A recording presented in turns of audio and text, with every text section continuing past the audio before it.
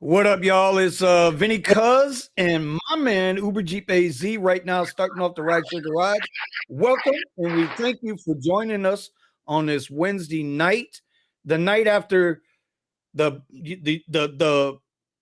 God. How can I even put this? Happy Independence Day, y'all! Because no matter what you, Happy Independence Day. That's all I can say. I can't say nothing else about that. What's going on, Jeff? How you doing, man? It wasn't happy for a lot of people because we always know what's going to happen every year around holidays and vacations. People get to shooting up crowds, killing kids. Kids are dying out here in the streets, and ain't nobody protest. Don't get me started right now. Don't. Let's start this live right. Man, two kids died, man. What the hell are people doing? Bro. On Independence Day, a day we should be celebrating, the freedom of the birth of a nation from getting out of England and saying we're going to start a new land. I'm going to tell you something. Building a country is not as easy as building a house. You got a lot of shit to do. So when they freed themselves from England, that was just step one. We understand we still had slavery and all that shit to go through to free people, but you building a country takes a lot more than what people think. So yeah, let's celebrate July the 4th. Let's celebrate Juneteenth 2 different times. We could do that. It's cool. So I'm just happy, the 4th of July went down with me being safe. I didn't get popping no firecrackers and shit like that. Everything was cool. Okay. Motherfucker did jump in my car with a traffic cone, though. I tell you, he did that shit. This motherfucker came running up to my car with a big ass fucking 3-foot tall traffic cone. I was like, what the fuck? Bro, it ain't bro. He was trying to match the color of the car, bro. He wanted to feel like he was part of the collective, man. He wanted to be part of the RideShare Garage and Uber Jeep AZ merch collection. Collection, bro. Oh my god! Listen, I'm gonna tell you like this. My 4th of July was horrible, terrible. Well, I forget the guy used to say that. It was terrible. It was Charles Barkley. It was terrible. Vinny Barkley tonight. It was terrible. What up, commuters in that, bro? Everything that I've done the previous 7 4th of Julys, none of that shit worked. So you know what I did? I said, fuck this, I'm going home. And I did. I came home, I sat, watched a nice movie, had a nice evening, called it a day until my buddy Omar, what's up, Omar? We see you sneaking in there. We see Brandon sneaking in there. And I see Commuter out in the comments already. What's going on, man? Welcome, Commuter. My man, Commuter, bro. Commuter's a ride or die. Yeah, I was telling one of my riders that just this past weekend. It was like, because I was telling the benefits of RideShare, a lot of times ain't about the money. It's about the freedom to say, I need to get my ass home real quick. When you work for a company, you can't just walk up to your boss and be like, hey, man, I'm going to take a 2-hour break. I just need a mental break. You can't do that shit. They're going to say, if you don't get your ass back over there and get to work. So you did what RideShare allows you to do. Go home, take a mental break, be like, today's not my day. RideShare will allow you to stay human like that. You ain't no robot. If you ain't feeling it, go home. Nope. Ain't no Wallies here. Hell yeah. Ain't no Wallies here, bro, at all. Wallies. What up, James? Omar, can you hear us, buddy? Can you hear us, Omar? You there? Yeah. I'm just double checking my audio. Oh, okay. Well, let's see. Brandon, you're in the car, buddy. You making some money or you? Well, he was there. There he is. What you doing, man? Look like it's storming out there or something. Yeah, he looks like he's showing up the cockpit to his 747 he done rented this week. Hell yeah. I just dropped hope that I might not be able to get someone. What? What are you saying? Oh, man, all the going on right now. Yeah, it looks like he's busy. Looks like he's working. At the Drake. No, the concert for Drake. Oh, okay. Did they have their own fingernail polish with them? That's what we are. Professional.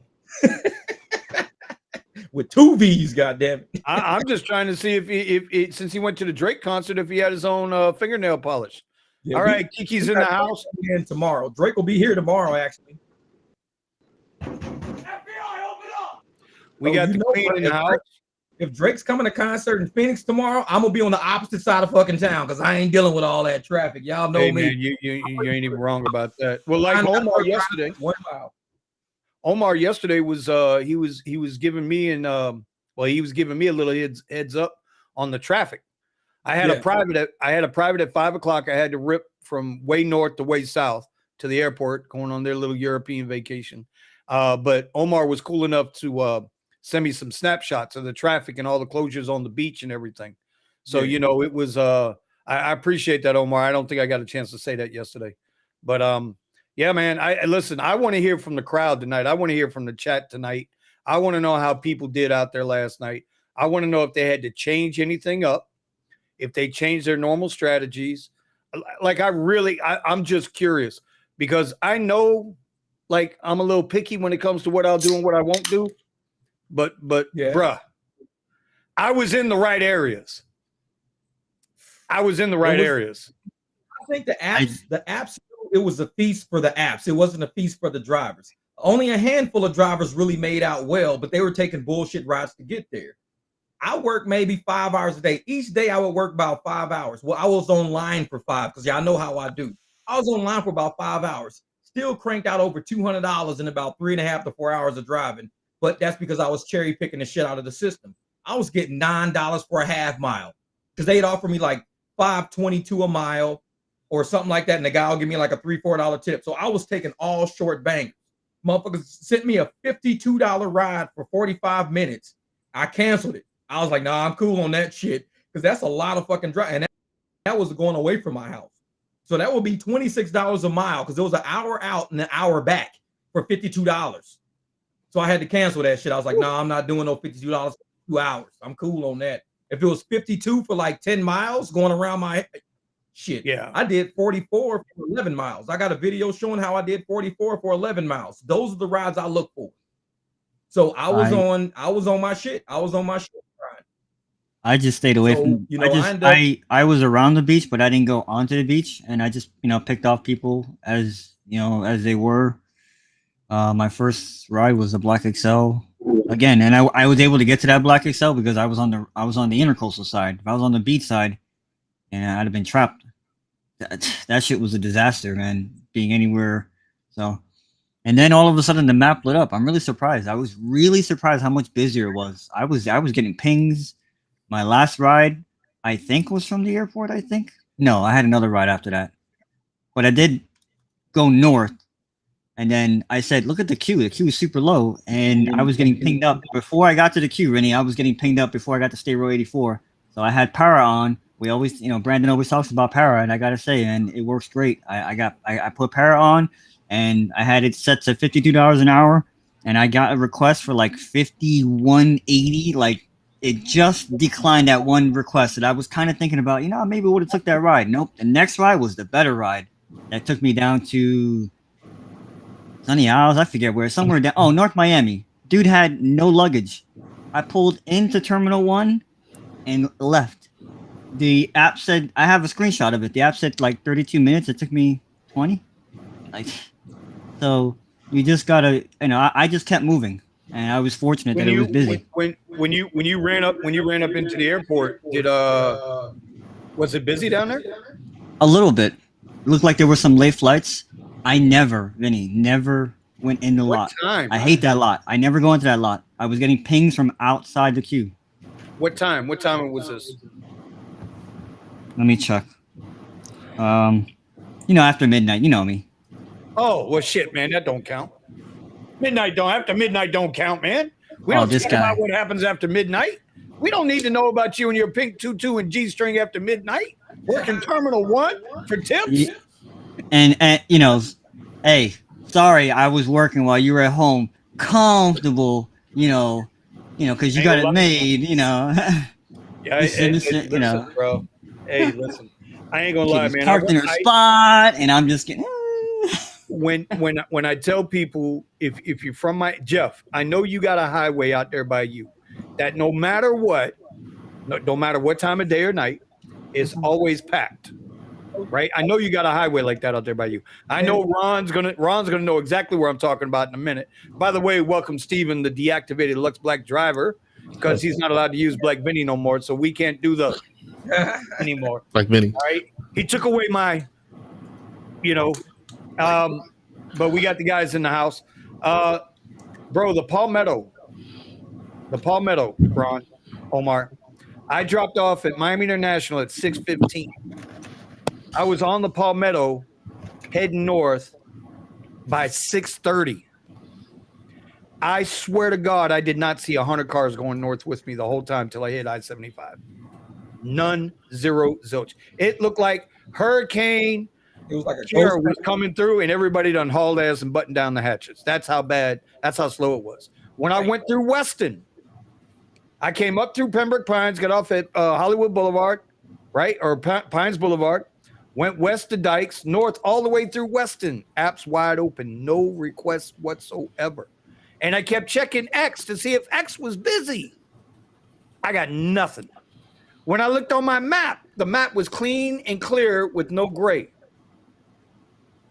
And so I got frustrated. I sent you the screenshots, man. It got busy. But it got busy at 10 o'clock. And I never got stuck in traffic once. Never, ever once got stuck in traffic. And I was grabbing $12, $14 pings, and I had posted on the Discord too, just before I started my night. No surge, no service. Don't take no bullshit, guys. As a little, but this is my point, Omar. This is my point, Omar. And this is why I want to hear from everybody else. Because maybe it was just me. Maybe I just had a run of bad luck. Could have been. But I got 2 little lift pings. That was it. 2 little lift pings was all I got between the hours of 6:30 and 9 o'clock last night. That's all I got. Yes, dark. Dude, right now I've got 5.5 hours on the Uber app for this week. Zero requests. Fuck cherry picking. 0 requests in 5.5 hours online. Yeah, I mean, well, I don't know. Y'all I don't know. Like I said, I was getting pings. I had me. I had Lyft pings and I had Ubers, and so it was like, who doesn't cancel on me? And everybody was waiting for me. And I was like, who's gonna walk to me? I would text both customers, "Hey, you gonna walk to me?" The Lyft guy, I had a Lux Black. The guy walked to me. I was like, "You win." Sometimes you gotta do it like that. No. So, like I said, I want to hear from you guys. I want to know how you guys did. If you guys made some money last night. If you thought it was slower than normal, about the same, busier than normal. Everybody in the chat group, I'm reading the chats because Steven, I don't know, Steven does what Steven does. Yeah. Can you guys hear me? Testing 1 2. Is it?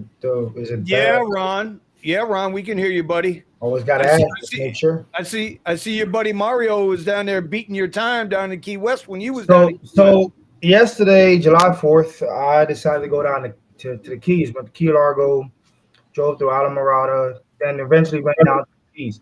This was unplanned, which I would recommend nobody to never. When you're going out to the Keys, you got to have a plan because, especially I was in a Tesla, you got to make sure you're charging up that car right because I got the base. But basically, not a good day for me yesterday. It's a Tuesday, July 4th. And then today will be July 5th, right? Meaning everybody would have to go back to work. So a lot of people didn't show up in the Keys. The weekend is when they showed up. So Mateo, when he did his vlog, he did it on Sunday. Right. He was down in Key Largo, and he kept getting his X rides. And every X ride he got was 3-4 minutes, paid him $10, $9. Yeah, but I thought I saw at the end of his video, he only made like $100. No, but I mean, for the time he was there, I think he was there less than, if I'm not mistaken, less than 5 hours? I think he was there.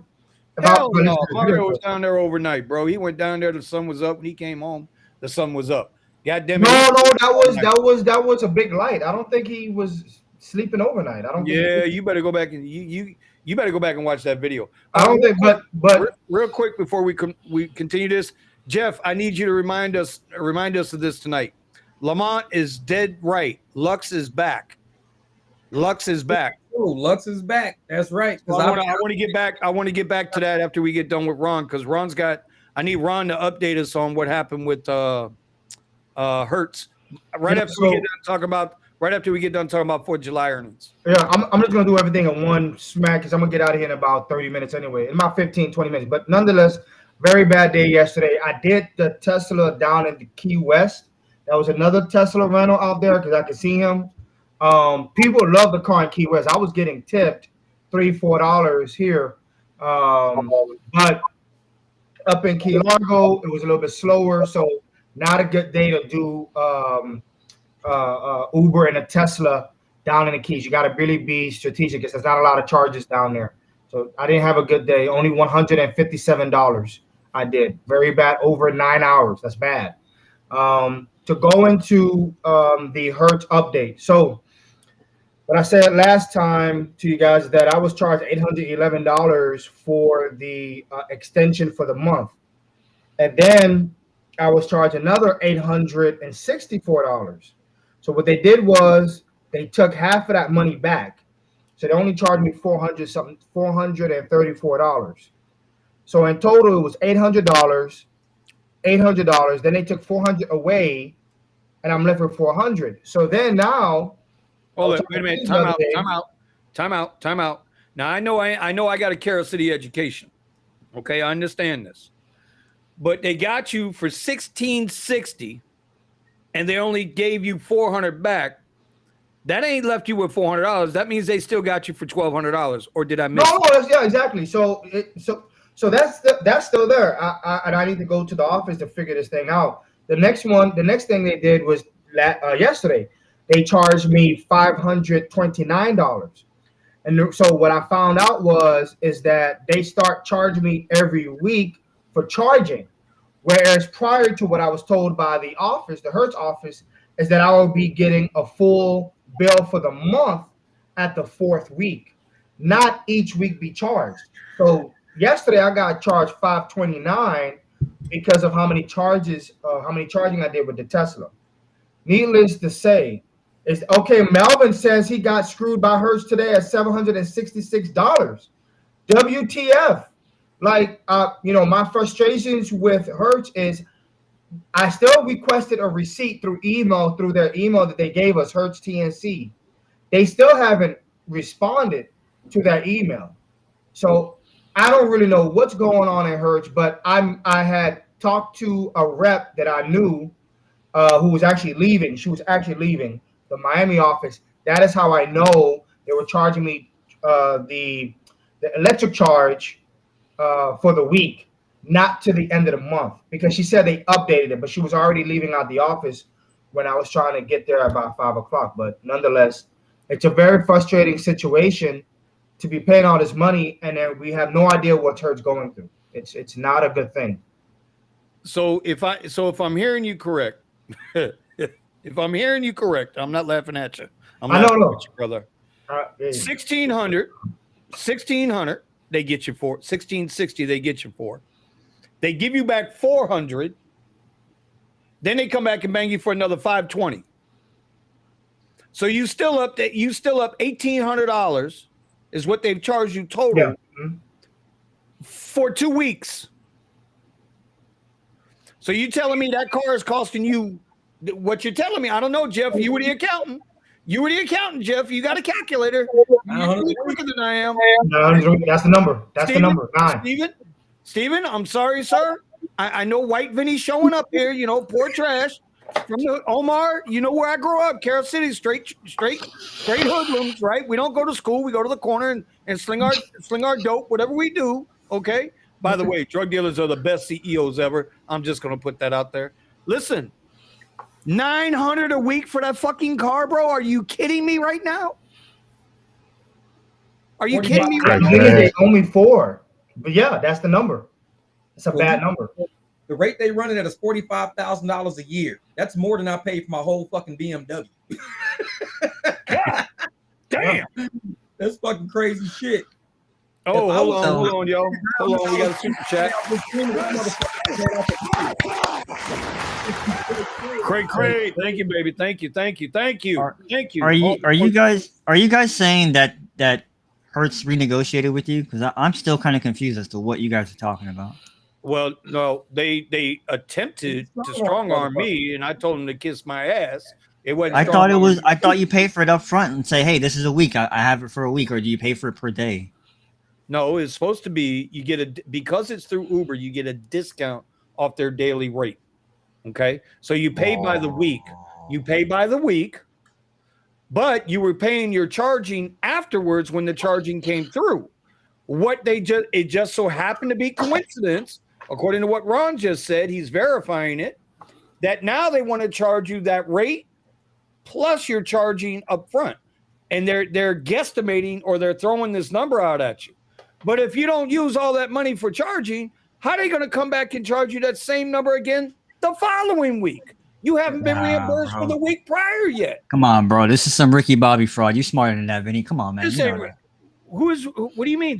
What are you talking about? There ain't no Tesla out here, bro. You turning a Tesla. What the fuck you talking about? I turned that shit in on the spot. No, I get that. I'm just saying, as soon as that happens, I'm like, yo, yeah, I see what you're saying. I'd have been there, like I'd have been there cursing somebody out. I'd almost got arrested. Yeah. Yeah, that's Vinny already turned in the Tesla when they tried on the spot. As soon as they tried on the spot. They literally, and then what happened was when he turned it in, they charged him a late fee. And it was like, no, you guys told me to come here, and they still charged him. So it was that right there. That's some fraud right there. That's negotiating in bad faith, and that's fraud. So let me address Richie Berger real quick. It's your fault if you don't dispute. Richie, I disputed. I got hung up on. I sent another email. I still haven't been contacted. Back. Banks are doing some screwy stuff too. That's because they're in trouble. Fucking hung up on me. There's nothing I can do at this point. I just chalked it up as an experience. That's why we brought it out last Wednesday night. So I understand a lot of people trying to offer solutions. Bro, there's just some things you can't solve other than to say Budweiser or Target. And that's what you do. You talk with your money. You can argue with a computer all day long. Just like contacting Uber or Lyft support. You ain't winning that fight. Now, but I tell everybody, if you out there renting a Tesla to do RideShare, you might as well fucking buy one. Because there ain't no way in hell I'm paying $600 a week for a fucking car. Ain't no way. $600. If you can afford $600 a week for a fucking car, you could buy one. Because if you're telling the bank, hey, I can make $600 a week to afford this, that's $2,400 a month. If you paying $2,400 a month for a fucking car, you can afford a car at $1,000 a month. Go buy that bitch. Don't rent it. Buy it. The idea. So a lot of people say that a lot. They say, "Oh, go ahead and buy the car," and which is true. I should go get this car. I mean, I'm literally for the 6 months I've given Hertz over $13,000 for 6 months. So that's definitely. I can go ahead and buy the car. The only thing is, a lot of people that I've been talking to who have the Tesla rental, they get it because it's peace of mind that if something happens to the car, they can always get another one. They can always go to Hertz and say, okay, well, this doesn't work. I need another car, and Hertz will give it to them. I think the part that's being missed too is there's a lot of people that are in a position where they can't buy. It's not an option to buy one. They don't have the credit. Whatever the reason might be. There's a reason why the cost is so high in order to rent this thing in comparison to buying. And obviously, for most people, it would make more sense to pay less and to get the car under their name or buy the better model that's going to give them access to higher platforms and still pay less per month. But a lot of people are in positions in rideshare where they can't, and it's just an opportunity for them to take advantage of that car, or they're pushed into the Tesla, whether they want to be or not. Because like even the location over here almost never has any of the other cars available. It is so rare for their Camrys or any of the other vehicles that they have to be available, because there's other drivers that already understand it's not worth their time or effort or money to have a Tesla. It's better to have a good hybrid where there's no wait time. If I go refuel in 5 minutes and I'm out. Yeah, I hear a whole bunch of bullshit about Tesla and everything else like that. Motherfuckers need to learn to crawl before they walk. Too many broke motherfuckers is trying to drive $100,000 cars. That's the problem. There you go. That's true too. You can go to base tier of Uber, base tier of Lyft, and make a lot of fucking money with a little cheap ass Camry. You can get a fucking Prius. Crawl before you walk. It's too many motherfuckers that ain't got money trying to go get a Tesla to say, "Oh, I got a Tesla." Fuck that. The problem is not the Tesla and the rental and the price. The problem is your money ain't there. People need to stop pretending they got money when they don't have it. Are you saying people should ignore their vanity? Is that what you're saying? Yeah. tell you right now, if I got everybody, you're right. Jeff, you're right. When I was an accountant going to Templeton Gaming, I drove a motherfucking stick shift Kia Sophia with missing fucking hubcaps.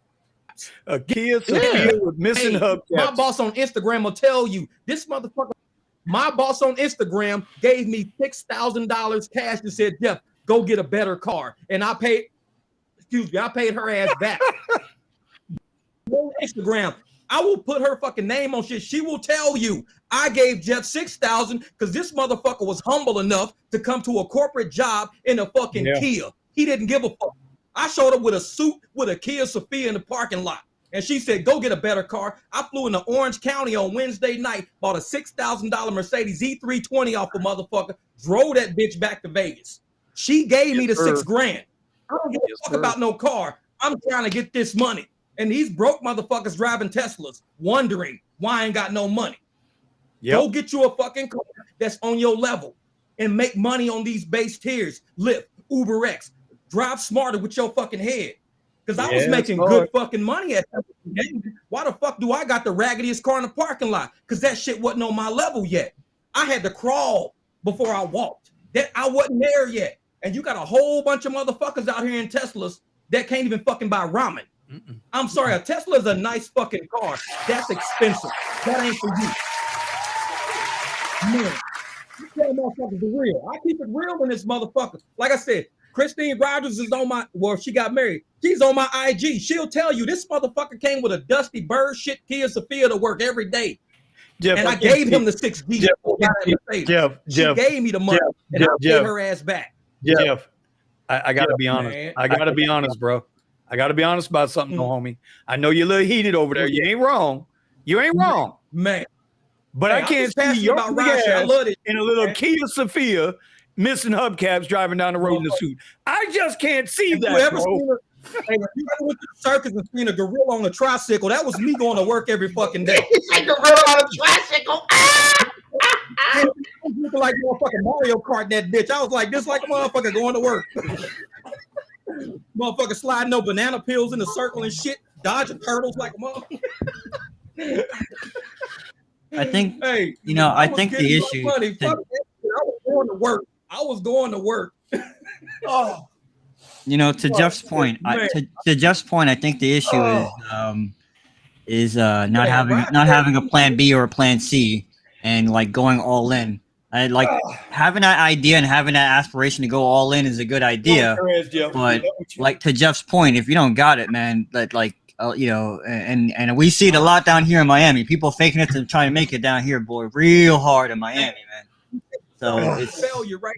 Setting yourself up for failure. Yeah. When they pull the word from your ass, you ain't got no net. You have no money. You have no net.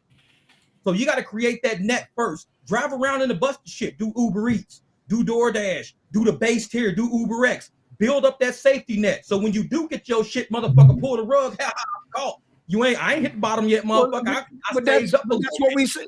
Yeah, but that's what we say all the time. We've been preaching this now. Well, this group's been together almost a year. It'll be a year in September. But we've been preaching this on videos forever. Don't go out and buy something you can't afford without the goddamn apps. Don't fucking do it. I live that shit. You're right, man. You're right. But we keep forgetting because the internet is mentality. We see other motherfuckers with it, but you don't know how they got it. These motherfuckers could have cashed out the equity in their house. You don't know how they got that. They could have got a loan. They could have fucking hit a scratcher for $5. You don't know how they got that. Exactly. No, I'm not gonna put myself in a hole for a $2,400 a month fucking car when $2,400 a month is all I'm fucking making. I mean, now I'm real, screwed now. But if you do end up doing something like this, and Eddie has every right to do this, you blame it on Vinny. Yeah, it's your fault, Vinny. Blame that shit on Vinny. It's my fault. It's my fault. Okay. It's got 3 years to get to Uber Black SUV. These SUVs are $100,000 vehicles. These ain't toys. This is real money. If you see an Escalade, a Navigator, a Tahoe, a Cadillac, that's fucking money. That ain't a game. If you ain't ready for that shit, don't buy one. I got an 05 Escalade I can't afford. That's why that bitch stay parked. It's 05. The gas is too high. The maintenance will keep running. Man, I can't afford on that bitch all the time. You see motherfuckers in SUV, they got money. So Jeff, we were right before the show, right before the show, and let me say welcome Eddie to the show. Welcome Brandon to the show. Brandon, if you're gonna be showing off these bullshit ass rides, I'm just gonna ban your ass from the channel for the night. I'm just letting you know up front. Okay, we ain't seen no pizza yet. We ain't seen no burgers. We haven't seen the girlfriend yet. We don't know what color fingernail polish your passenger you dropped off at the Drake concert at. I ain't trying to hear all them $15 for 30-second rides out your ass tonight. I'm just telling you right now. Hey, you got Amtrak making $100 an hour yesterday doing Lyft Basic. No, that's some shit right there. Listen. And you don't need no special car to do Lyft Basic, folks. If y'all listening to what we be saying in these videos, bro, you don't need a special car to do this shit. Doesn't that guy drive like a Ford something with like 200,000 miles on it? Making like a motherfucker too. Listen, Invisible River Ranch down here. He's driving. I believe he said it's a 2012 Altima. A little over 450,000 miles on an Altima. He owns it. He says it's perfect. His rating's up there, and he's getting paid, man. He's getting paid. As long as that car is clean and you're in the right area, you can make your money and don't worry about it. Because then people don't, once they step out your shit, they ain't thinking about, I should have got his number. He could be my driver all the time. No, you can't. Because by now it's going to cost them triple because you got to clean the car, then go pick them up from wherever you're at to they're at, take their asses where they got to go. Yeah, anyway, Jeff, what I wanted to touch on was you had said, we were talking right before the show started, that you were very glad you kept your Jeep and bought the Beamer because it's saving you like $1,000. You want to talk about that a little bit? Because with the Jeep, like I said, when I first bought the Jeep, it was stock, and I was getting good mileage when it was stock. But I also off-road, so I started building that motherfucker. Now I'm killing gas mileage when I'm building it. So I got big ass 37s, 35s on this motherfucker and everything else. It was costing me almost $100 a day, and I was driving about 5 days a week. That's $500 a week, so I'm spending 2 G's a month in gas. That's it. And I'm only getting 200, and I'm driving about 250 miles a day. That's $100 in Jeep terms. 250 miles is $100 for a Jeep. So I'm losing 2 G's a fucking month.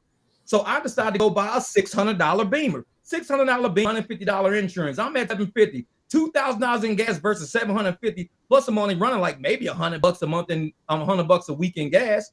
So now I'm only up $1,100 versus 2 G's. I'm up $900 a month just by buying another fucking car. And it's like you have to do that. I'm up $900 a month is almost 10 G's a year. It's $10,000 a year. I say just by buying a car that's better on gas. You got to spend money to make it. You got to use your brain to work through the process of how am I really saving money. You got to spend that shit. Hell yeah. JJ, want to shout out real quick to JJ. Thank you, sir, for the super chat. We appreciate you. But Jeff, man, and see, that's the point, right? So, like in my situation now, it's almost not worth it for me to replace my CTS or to fix my CTS. It's just not. The CTS I can't put on the platform no more because it's aged out. So it can't do Lux anymore. And I damn sure ain't driving that car to do X. It ain't fucking happening. So a mile for $9. Yeah, but I ain't listen, by the time I do all the repairs and everything to the car and get her back to where she needs to be, it's a waste for me. So I was able to do the Tesla rental. I still had my truck. My truck ain't going nowhere. My truck is fine. So I can bounce back and forth. But like you say, a lot of these people out here right now, you know what? I'm about tired of Brandon. I told him to put his ass in fucking timeout. Okay. Thanks, showing us that damn shitty ass pizza he's showing us. You know what I'm saying? That shitty pizza. I was just showing you that I ordered pizza. Good job. But like Steven said, or like Ron, I forget if it was Steven or Ron, a lot of people are not in a position to go out and buy that type of a vehicle to be able to do it. I think the biggest misconception right now is that if I buy the bigger, higher tier vehicle, I'm going to make more money. But what people are missing is we're way oversaturated and not enough rides. It's a combination. Wait a minute. Hold on, Brandon. Hold on. Let me finish. Ride demand is coming down and drivers are going up. Supply and demand is basic fucking economics we talk about here. Certain markets might do very well. But most markets right now are experiencing an imbalance in supply and demand, where supply is now overshadowing demand. Go ahead, Brandon. What were you going to say? I'm barely making more after expenses than an UberX driver, but you know, for me, I'm having to drive less than half as much. So if you're one of those ball busters that can drive all day and not be fatigued, you can just make it just as much money as I do. Ants. Yeah. No, it's not even ants. Because if you watch Jeff's videos, Jeff ain't no fucking ant, bro. Jeff is turning down more than he's taking, and he's still pulling 200-300 a night, doing it his way in his time frame. You see the new on X? I think the only premium ride he gets is Lyft Lux if they're feeling generous at night. But for the most part, I think most of his shit is X and regular Lyft, right, Jeff? Am I wrong? Correct me. Right, I'm turning down $34 rides, $52 rides. I'm turning them all down. Because there's a driver out there that wants that shit. I don't need it. Because if you send me on a $52 nature hike that's an hour away from my fucking house, I gotta come back. That's 2 hours for $52. I can make $52 in 11 miles.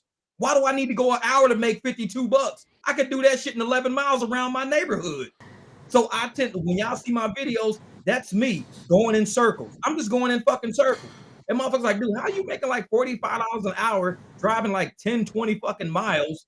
Because I'm just going in circles. I'm not going way the fuck out nowhere. You see me doing an $8 ride for a half mile. You might see me do a 6 mile ride for $30. That's what I do. I don't need to do no, people think you need to drive a lot of miles to make a lot of money. I say you use a lot of brains, you can make a lot of money. When you use no brains, you are an ant and you will lose a lot of fucking money. Because you ain't using no brain power. You're using horsepower. Fuck horsepower. Use brain power. Drive smart. Do little short fucking hops. Get that surge. Get them tips. That's how it is. Not only will you lose, not only will you lose that money, you lose that. Like I just drove for 3 hours straight, and I still got a full tank of gas sitting on $100. Yeah, but not only do you lose money, you lose time. You lose a bunch of time. Yeah. I tell motherfuckers I lose time when I sleep. I don't give a fuck about time no more, man. I lose time when I'm sleeping. When I sleep for 8 fucking hours, that's 8 hours I could have been working. But why the fuck am I sleeping? Time is time. I lose time when I'm taking a shit. I lose time when I'm going to Walmart. I'm always going to lose time. That's just a fact of fucking life. But the time you do spend doing something, are you compensated well for that? That's what I can control. I can't control how much time I'm going to lose. I'm going to lose time. I got to take a nap. I got to eat. I got to sleep. I can't work 24/7. I'm going to lose time. But when you do something, are you paid what you're worth when you're doing it?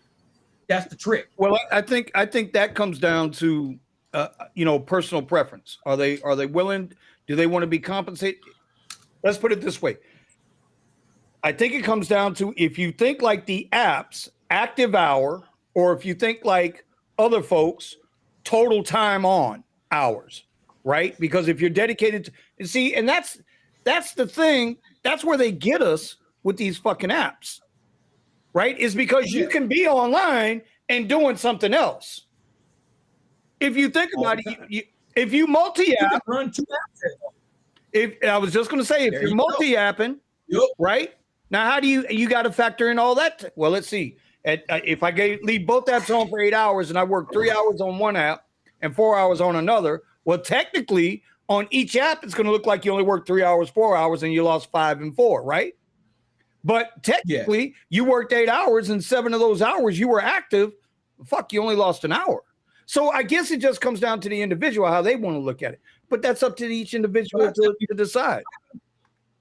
I look at time frame. I can start my app at noon. I can start both apps at noon and run both apps till 1 p.m. So 2 apps are going to show an hour and an hour. Does that mean I work 2 fucking hours? No, it means I work 1 hour, but I was running 2 apps the whole time. So I put my Lux as my pause button. You'll see me doing UberX rides all the time, getting this little quick surge while I got a surge locked on Lux. They won't give me no Lux. But if I got a surge on Lyft, I'm going to lock that bitch in by hitting Lux and just driving UberX for a while. Then I'll turn it back to Lyft regular. So I've been on Lyft for an hour, but I've been driving around on UberX locking my fucking shit in. A lot of people do that with Connect. A lot of people do it with Uber Pet. They'll lock that shit in while they sitting online on Uber, and they'll use Lyft or DoorDash, whatever the fuck. So I don't look at online time. Online to me means I'm available to do business if you're willing to do business. Any company you work for is going to look at productivity. Are my employees productive? Are they not productive? You can walk in the door at 8 o'clock every day, leave at 5 every day. That don't mean you work from 8 to 5. How productive are you? You could be tricking off for the first 2 hours you at work, smoking cigarettes, eating donuts and shit. Off. He said tricking off. Yes. Jeff, you in New Orleans with our friend Richie, or what are we doing over there? You talking about tricking off, bro? Shit. Man, it's like motherfuckers. I don't look at online time the same way other people do. When I look at online time, that to me means you were available to do business. Were they willing to do good business with you though? Because if they not, motherfucker, I'm just sitting online cruising around doing whatever I do. I'm not working with you until you send me good money. Now we're working. So I'll sit there and look. My driving time is what I'm worried about. If I'm driving a whole lot and I ain't making no money, I'm wasting my fucking time. Like I said, I can have 2 apps running, both of them running for an hour, 2 hours, 3 hours at the exact same time. Because they were running for 2 hours each, don't mean I worked for 4 hours. I mean, it was from 12 to 2 is when I ran them. That's just what it is. A lot of people don't look at the apps. They don't look at time as a true block. They look at it as, oh, you were online on Uber for 5 and online for Lyft for 5, so you worked 10 hours. No, don't that might be 10 hours. Yeah, it don't work like that. Not with RideShare. No, I've been at an employee. Yeah, when you're an employee, you clock in at this company, yeah, it counts. No, I've had in 2 different companies at the same time. I've had people question when I used to just shoot earnings videos. That's why I stopped shooting earnings videos, because you know, they would say, well, how can you say you were online here for 5 hours and online there for 7 hours, but you only worked like a combined 6.5 hours? Yeah, because motherfucker, I had both apps on at the same time. Yes, I'm looking for rides. I'm scouting. I'm looking for good money. Contract is always an open contract. Who's paying right now? I'm an open contract. Who's shooting me money? So it's like an athlete that's sitting on the bench at a game, and motherfuckers say, hey, you can either play for the Cavs this game or you can play for the Heat this game because you have an open contract. Who's paying the most? You sitting on the bench, but are you playing for both teams? Not right now, but whoever's paying the most, I'll play for those motherfuckers. Give me your jersey now. I'll play for you now. That don't mean quick hitter. Yeah, don't mean you played 2 games. You played the same game, but you were sitting on the bench. You had 2 jerseys sitting next to you. Pick up the one that's paying you the most. That's the trick. That's the bottom line. One hit quitter, bro. Get that bread. What else is going on? So, Steven, you had a little news. Didn't you have a little news happen to you? Didn't something good happen for you since last week? Oh yeah. Uber finally put me back on a few days ago, like 4 or 5 days ago. And you got Uber Select, so maybe it was worth that time. So yeah. So I know we got a lot of people that are from Los Angeles or in the California area. I'm not sure if this is true up in the San Francisco part of California or the Bay Area, but I highly recommend, if you've got the time on the applications, like you've been on the apps for 6+ years, contact Uber multiple times. Say that you qualify for Select if you have a vehicle that qualifies for Select, and that for whatever reason it's not showing up on your application. The person that I leased my Tesla Model Y out to, the 2022, he had Select on the rental. He got the rental and they got Select on the rental. So when he showed me it on his app, I was like, okay, there's got to be something here. I even talked to the liaison. He tried to get it for me, and then he said he told me, yeah, no problem, we'll make sure you get it. Then all of a sudden he couldn't get it for me. So I contacted them twice the next day, and I got it on my application as soon as I was active on Uber. So I do. Let me see if I can show you guys, but yeah, I do have Uber Select available. Don't have my car, so I can't really use it. I was gonna say, it was like right as soon as you rent out the car, then they go ahead and then they go ahead and clear you to start working again. Right. So Uber Select, right, exactly. So the same week, I ended up getting Uber Select added onto my. Haven't gotten any Select rides yet. He doesn't have a car. No, but I ran the app, and I did run the app, and I ran it most of New Year's, and I was seeing some pretty good rides, but I did not get a Select ride. And in fact, I wasn't even getting Comfort Electric Like they just were not showing up. Well, Comfort Electric is only even in your town. It's only certain areas of your town that will give you Comfort Electric, right, Ron? Yeah, Yeah, only certain areas. Where I live, Sunrise Tamarack, I don't have Comfort Electric. But if I go 2 miles south and 1 mile east into Plantation, I got Comfort Electric. So it's interesting here. Yeah, it's interesting here because it will show sometimes, and then sometimes it won't. Like I could be sitting here in my same apartment, and I will get a Comfort Electric ride, and then there's other times where it will never happen. In the LA area, I would imagine that's where it would happen most, and Select rides are more likely to come. But you can see Select in the Burbank airport. That's right. What is it? It's to the east of me, and then you should be able to see Select over at the airport. So I haven't had a chance to test it like at the actual airport, but you can see the list of cars that are available. They hide the black SUV. For whatever reason, I guess there was a bunch of people messing with the numbers and trying to force surge. So because of that, they don't show the black vehicles there anymore. But Select is in the list. Comfort Electric isn't for whatever reason. But in all that area, if you drive around outside the airport, Comfort Electric comes through. And even when you're sitting in the lot, you can get a Comfort Electric. So it's like, which one of the tiers is it popping out from? No idea. Because they won't standardize it and make it clear. There's times where I'll go on as a passenger and I can't see Comfort Electric as an option, but Select is available everywhere. So Comfort Electric is like, it's a benefit because the income is really good, but the actual availability and people being able to select it is very small. So we'll end that one on this. They should probably standardize all ride types nationwide and just be done with it. Quit playing the games with you can do this here, but you can't do this here. That's right. Give me Uber Lux. Give me Uber Lux. When I had to go to Tampa last weekend, right? So in Tampa, I got all the ride types. But if I come 100 miles south, which is 100 miles west of me, there's no Premier. There's only X and XL. So it's kind of like, what are we talking about here, right? By the way, Eddie, yes, too much. DGB would like to know: is there anybody in the panel that actually grossed $150,000 last year? And you just so we got two drivers that grossed $150,000 last year driving. Brandon saying he did, and I know Eddie has because I've seen it. So there you go, my brother. I wanted to make sure you got your shout out. Yes, we listen. Now, remember, the market was good though. We got legends on this panel. We got guys on this panel that go out and get that money. We've all gone out and gotten that money. So, we're here for you, bro. All right. I'm probably one of the only drivers that don't give a shit about tiers. I tell you, motherfuckers, I don't give a fuck if they got a Wakanda vibranium tier. I can give a shit less. How much money are you paying me?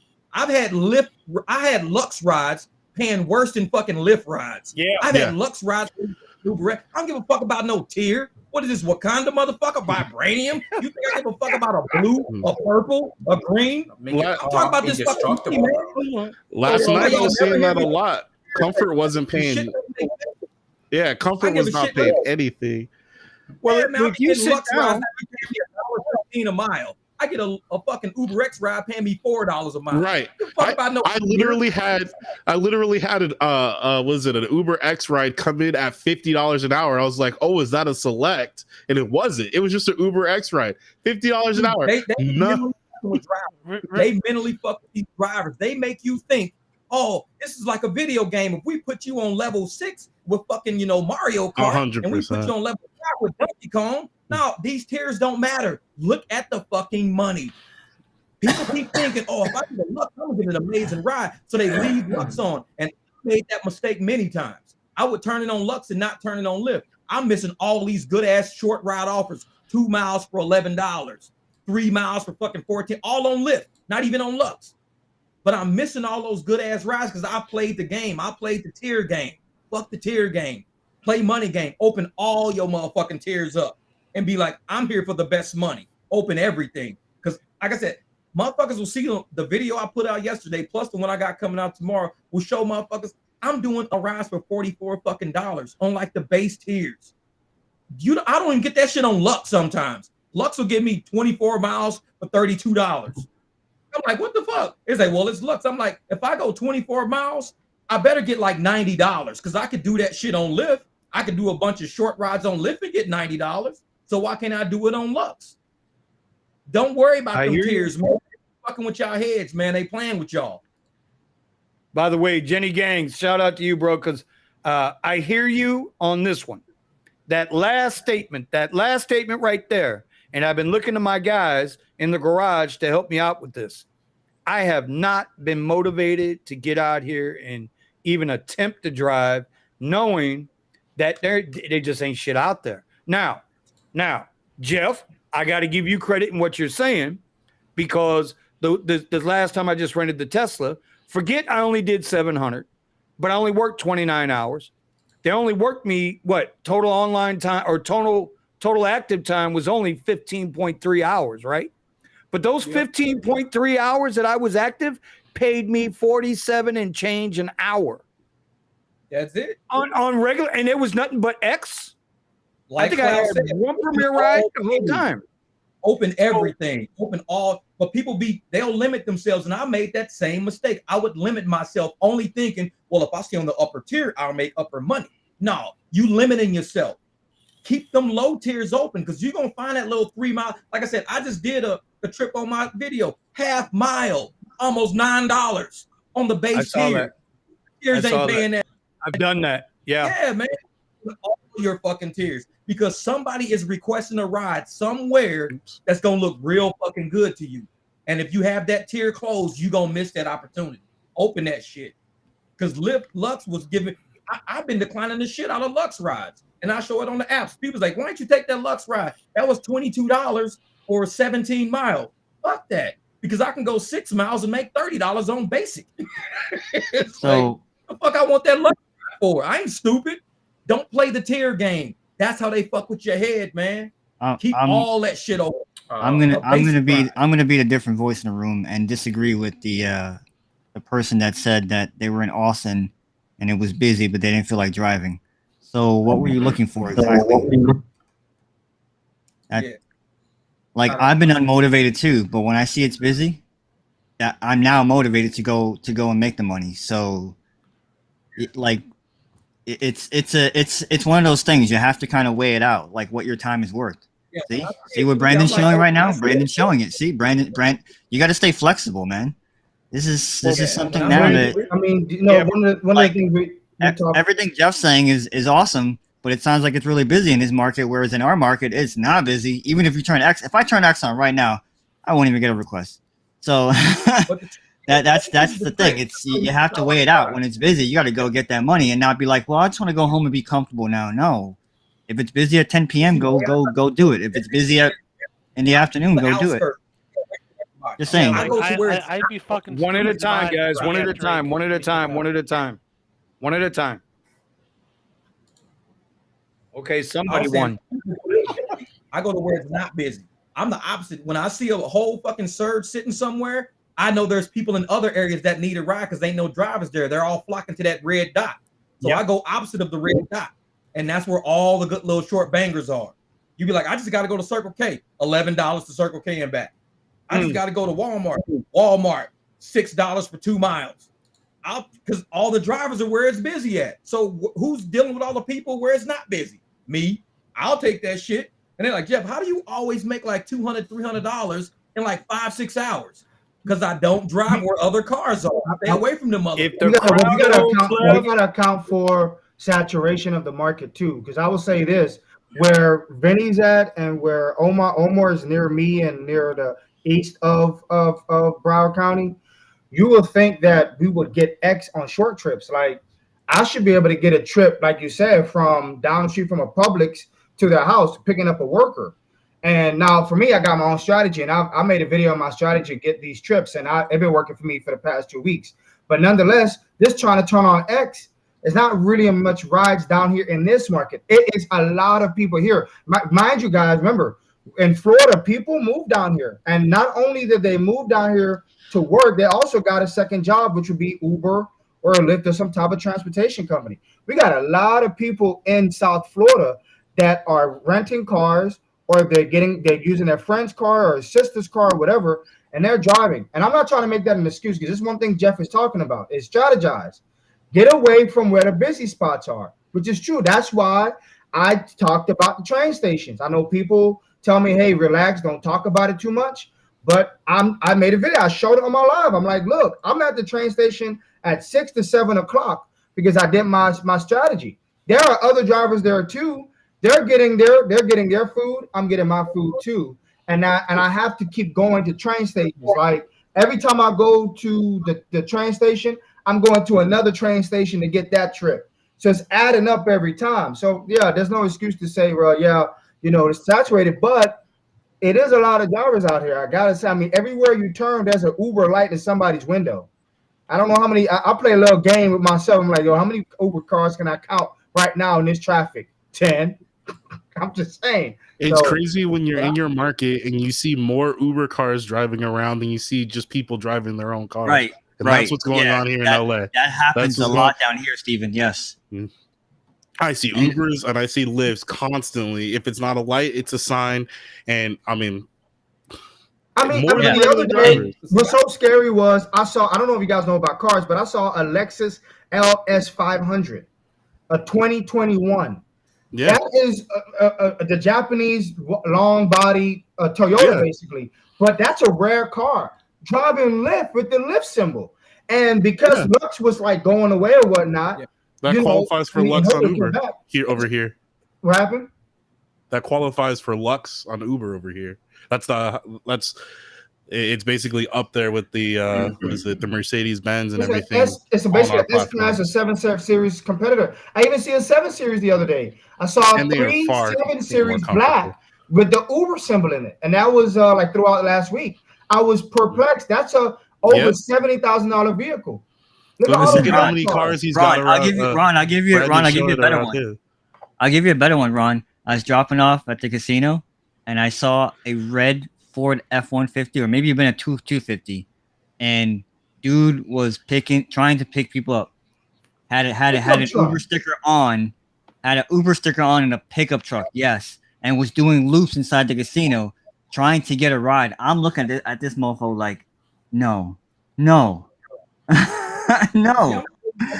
And I mean, I don't know how you could be profitable in a car like that in our market with the rides that we get. So I would just say this: my strategy last night worked to a T. No surge, no service, and can I get to you? If I couldn't, 100%. So if the first one checked out, all night long. It was the second one that didn't check out. Nope, I can't get to you. Next one. I was getting some pretty good rides popping up.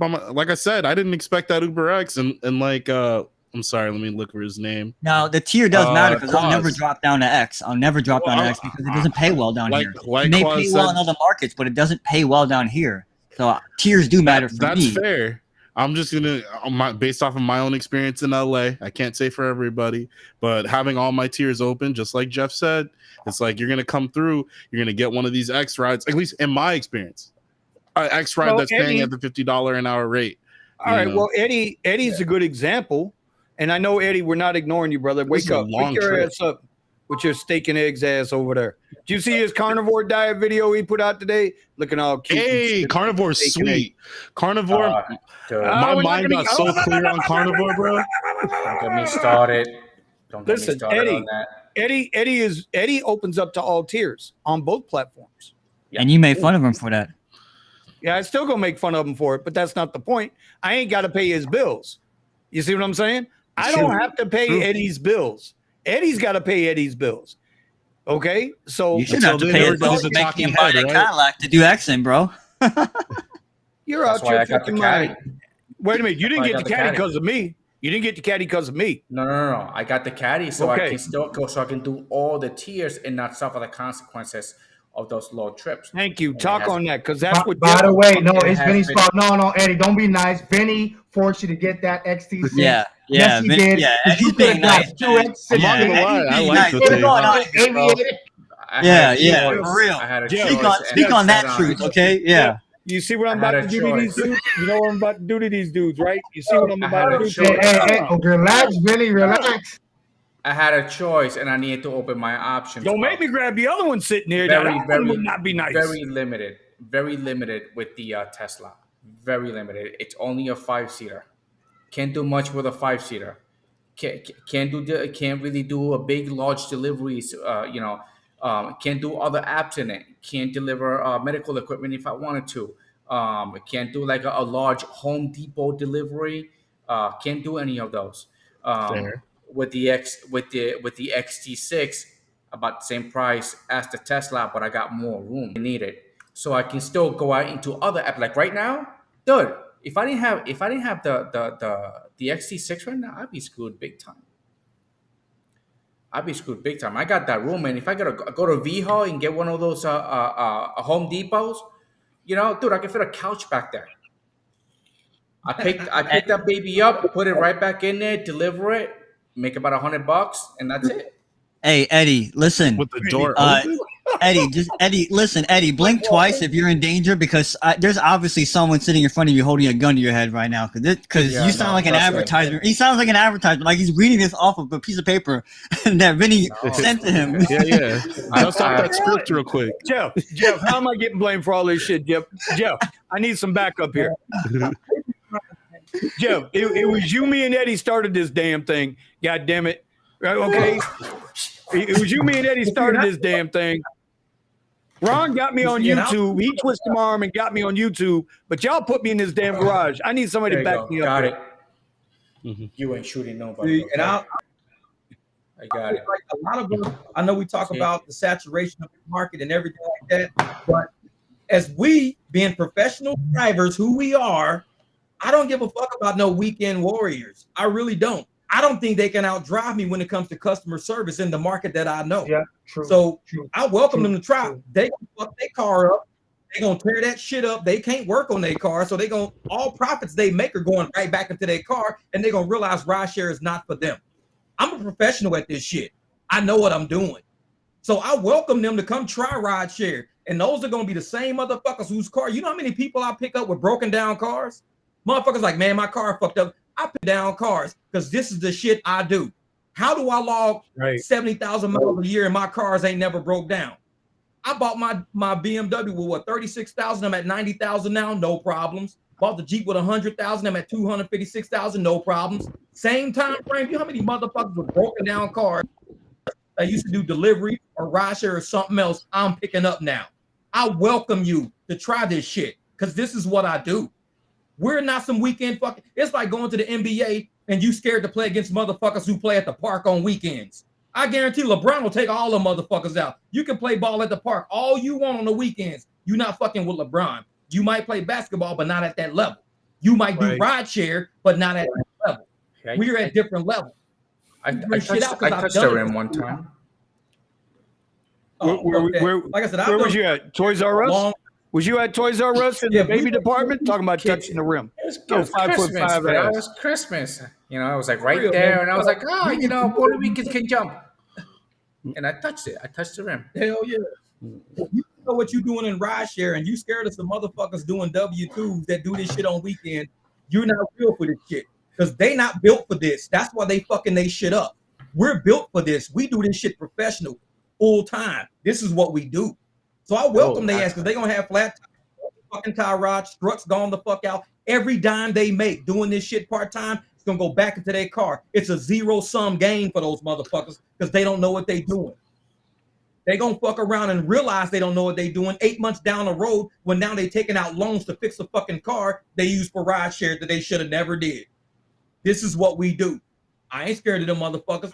Come on, do RideShare with me because I'm gonna be doing little short trips here and there. They not knowing what to do, driving motherfuckers from city to city, doing 30-mile fucking rides, 40-mile rides, 60-mile rides, tearing they shit up.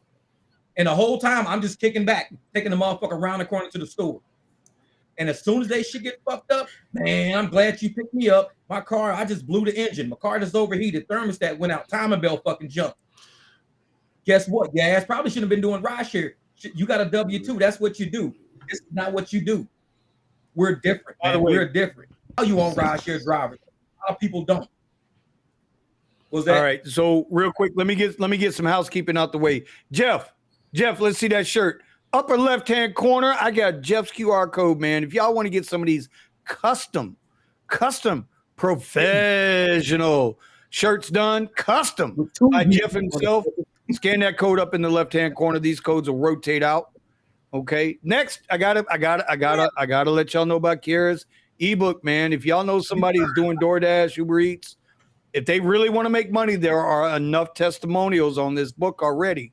If y'all want to level up and make money, and it don't matter what car you drive, you could drive a bicycle. It ain't gonna matter. You do what Key says. I'm telling you, gonna make some money. You trying to make over 100,000 a year? Yes, this is a commercial, unpaid. It's not sponsored. This is not a sponsored clip video. $100,000 a year. Scan that code right there. You'll be good to go. Tony, yes, I do. Go look at the videos on my channel. I do swear this much with motherfuckers in my car. I keep it 100. I ain't no. And that's why I think he get the tips. He get a lot of tips from that. His tip is on. Well, if you keep it real, people and 50s on the way out. I cuss they motherfucking ass out because we keep it real. We don't gotta be fake for no motherfucker. A slice. If you don't want to go look at my videos, you will hear me talking to motherfuckers in my car just like this. And when they get out, they tip me. Thank you, brother. Appreciate it. Hook me up. Hey, get on my IG, dog. I love riding with you, man. Get on my IG. After I just cuss these motherfuckers out. Yes, I do this. I am professional at this. When you a fake, phony motherfucker, they peep that shit out.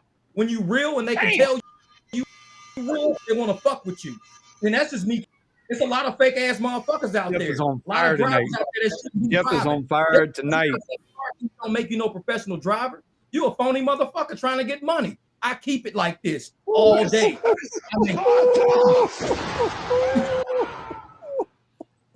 Jeff, okay, bro. You were just asking a question, Jeff. Hey, yo, Jeff, do me a favor. On my channel, my lives get like this. This is how my lives go. Jeff, I have been there, brother. Listen, I text me privately your address over there. I'm gonna send you a drink right now. We're gonna get you calmed down a little bit. I need to send you a nice shot of Hennessy or something over there, bro. My lives is like a roller coaster going down. It never stops. All right, so let me get this last one out.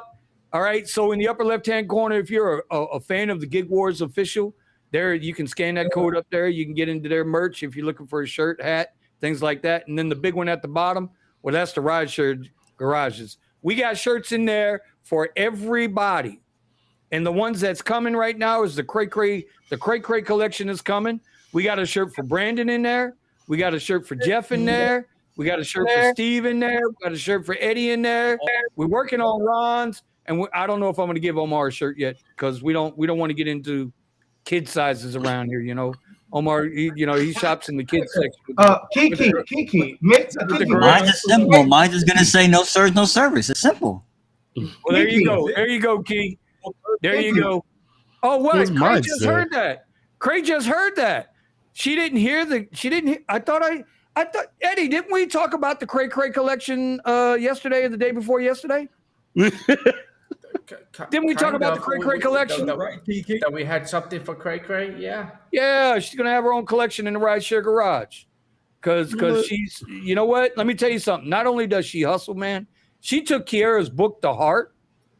You know what? I'll pull her on the show if she wants to come on. She will tell y'all herself, man. She is banking now. She is banking. She's working smarter, not harder. Like, I ain't trying to sell you nothing. I'm just telling you these are the facts. Yeah, she heard that quick too. It was within people talking. She heard it right through the audio. Yeah. Anyway, let's keep it going. Vinny done split the beans, man. I said that yesterday. I'm like Jeff. I'm gonna keep it 100. Can I say that, Jeff? Nope. Can a white guy say that, Jeff? Can I say that? God damn it. Golly gee whiz. I keep it 100%, buddy. You got to say, I keep that shit 99 plus one, motherfucker. What? 99 plus one. That's a shirt. You know, can I get that shirt? Can I get a 99 plus one and put Ron on the bottom? It's funny. It's funny, Jeff. It's funny, Jeff. You keep it at that 9%. I keep it 9% real, Jeff. 9%. 9%. Hey, Kiki, my shirt, Kiki. My shirt could say, "Is my mic working?" or you could do like where my video was messing up. You know, man, we don't do solicitation around here, bro. What the hell wrong with you, man? We got you. We know what we're gonna get for you. We're gonna get you a shirt. We're gonna get you a shirt bent over with Hertz coming up from behind you on your ass. That's what we're gonna do for you, bro. Hey man, hey man, hey. Stop! Why you hating on the player, man? You mean you're gonna get him a shirt that says where's Key? Yeah, actually, matter of fact, that's good. You know, I'm always looking for her. All right, so let's get back to some of this RideShare stuff. I know Cray Cray's like, what the hell just happened? I just got hit with a bomb. Anyway, what else is going? Brandon, how was your 4th of July, bro? We didn't hear how your 4th of July was.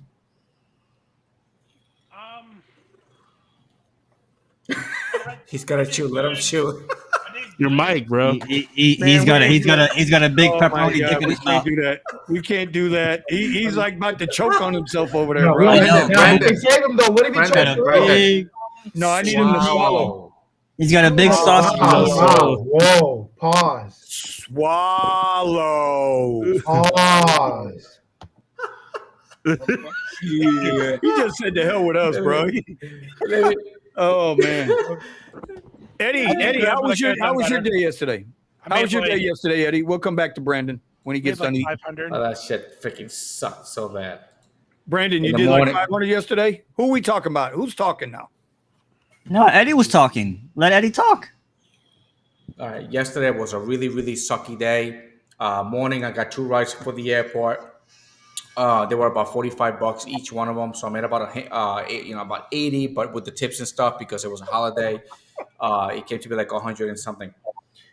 Anyway, but read the comment. Read the comment out loud, Eddie. Read the comment for us, buddy. Oh. Read the comment out loud, Eddie.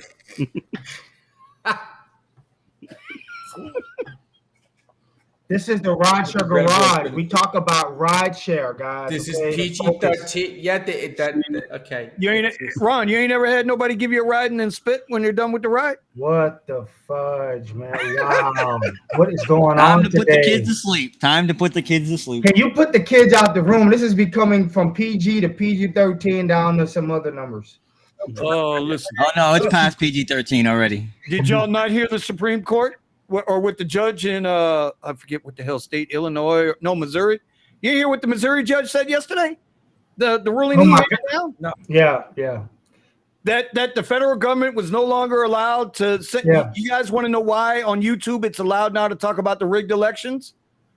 Because no longer can the federal government interfere with big tech. They are not allowed to go to big tech and tell big tech you need to censor this, and this. That's why Google 2 weeks ago, they knew this ruling was coming down. And that's why all these political channels can now talk about the rigged election of 2020 and not get censored or put off or demonetized or none of that. Just real quick, just wanted to put that out there. The truth is coming out the pipe about the whole shit with the FBI being used to conceal what was in that laptop, all these contracts of proof that was in this laptop from other fucking governments and shit around the world. All of this shit was hid for a reason.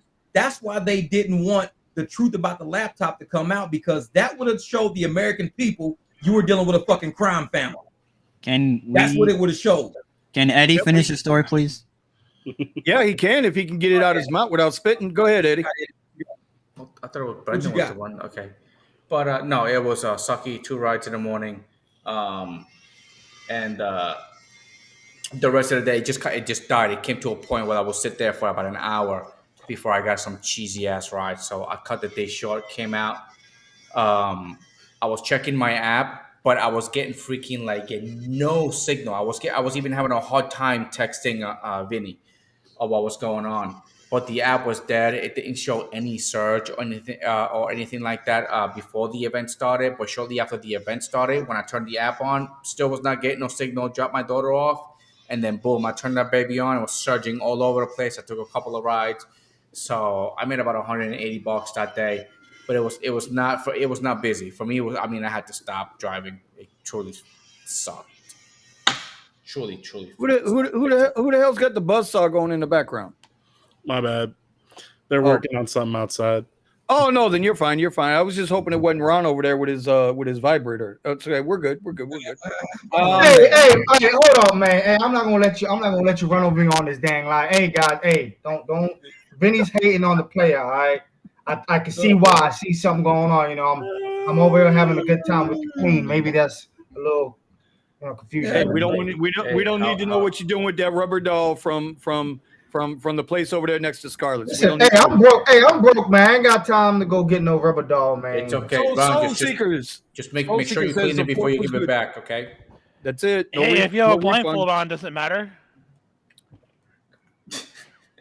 Okay. Brandon, why? Look what you did, Vinny.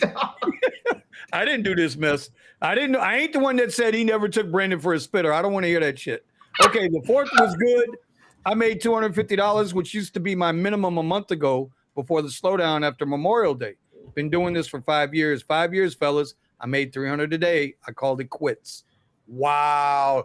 You know what? I wonder how many drivers, what do y'all think? How many drivers are actually out here just saying the hell with it? Just absolutely washing their hands and walking away. We know this. Depending on the market, I see a lot. We know this. It's everywhere. We know this. Not everybody figures it out. Because we know this. If you ain't making enough profit to take care of your vehicle and your house and all your bills, this RideShare is not for you. And these vehicles cost a lot of money to maintain. So if you barely making any fucking money, you ain't maintaining your vehicle, your shit's gonna break down and put you in a worse position than you just not driving at all. So a lot of motherfuckers are still paying cars with cobwebs to the ground because they can't move the motherfucker. It's broken down. They can't afford to fix it. So RideShare is not paying. To Jeff's point, they're working. Some people are working harder, not smarter. So. Well, I had asked here. I asked the panel here about 3 months ago. I think I started bringing it up. Yeah. Well, I called mid-July, mid-August. A lot of these people that went out and got these Suburbans, these Escalades, they're gonna start losing them. The repo man's gonna start coming through. I see a lot of them are selling them. I see a lot of them. They're selling them on Facebook Marketplace. I was on there yesterday, just being nosy because Vinny talked about it. We had a conversation. So yesterday I was driving back from Key West, and I looked on it, and you see Suburbans. I mean, a lot. And you can tell it's Uber because they got high mileage, 130,000, 170,000. One had 200,000, and they're trying to sell it for high price. Like one guy was selling his black Suburban 2021, 180,000 miles on it. He's trying to sell it for $48,000 because it was the high country trim. I mean, I don't know who's gonna buy that for 48,000. Just because he owes 48 on it. The repo man's coming for that sucker. That's because he owes 48 on it, bro. He ain't trying to sell it for that. Well, you know what? That's the issue that hey, Steven, I hope you don't mind me saying this, but that's the issue that a lot of drivers are in, is that they bought the cars at the height of the shortage because they thought, man, I'm going to be able to make this money. I'll be able to make this money. But nobody saw far enough out. Nobody really, dude, the economy hasn't crashed yet. And people are already panicked. They're already hurt. Let me show you a perfect example of that. So I'm about to show you a private WeChat group that's only for Escalade and Navigators. And the normal rate to go from downtown to O'Hare for us is 100 to 120. This clown posted an offer to go from downtown to O'Hare for $60. And within 10 seconds, 3 people said yes. Now, these are people with 2022, 2023 Escalades and Navigators taking a 40% discount on a ride. Like, I'm seeing stuff like this on a weekly basis. This is why I decided that I need to step down while I can before I get dug into a hole even more than y'all think I'm joking, man, when I say the pivot is down, not up. I'm telling you, Jeff is living proof of the pivot. Most of my rides, pivot. Dude, most of my rides are Uber Black. Like 70% Uber Black, 30% Black SUV. So right, but it's like I keep saying, Jeff is the pivot. Jeff is showing y'all the playbook on the pivot if you're gonna stay in this game. You got to put your I'll be the first one to say. You got. I did 100% Lux, 100%. You got to put your ego I to went the from side. 100% luck to Ego 1% luck. You got to put your ego to the side and get the hell up out of there. That's all I'm saying. The pivot is down. It's not up. We kept saying, people ask me, well, how do you do in your truck?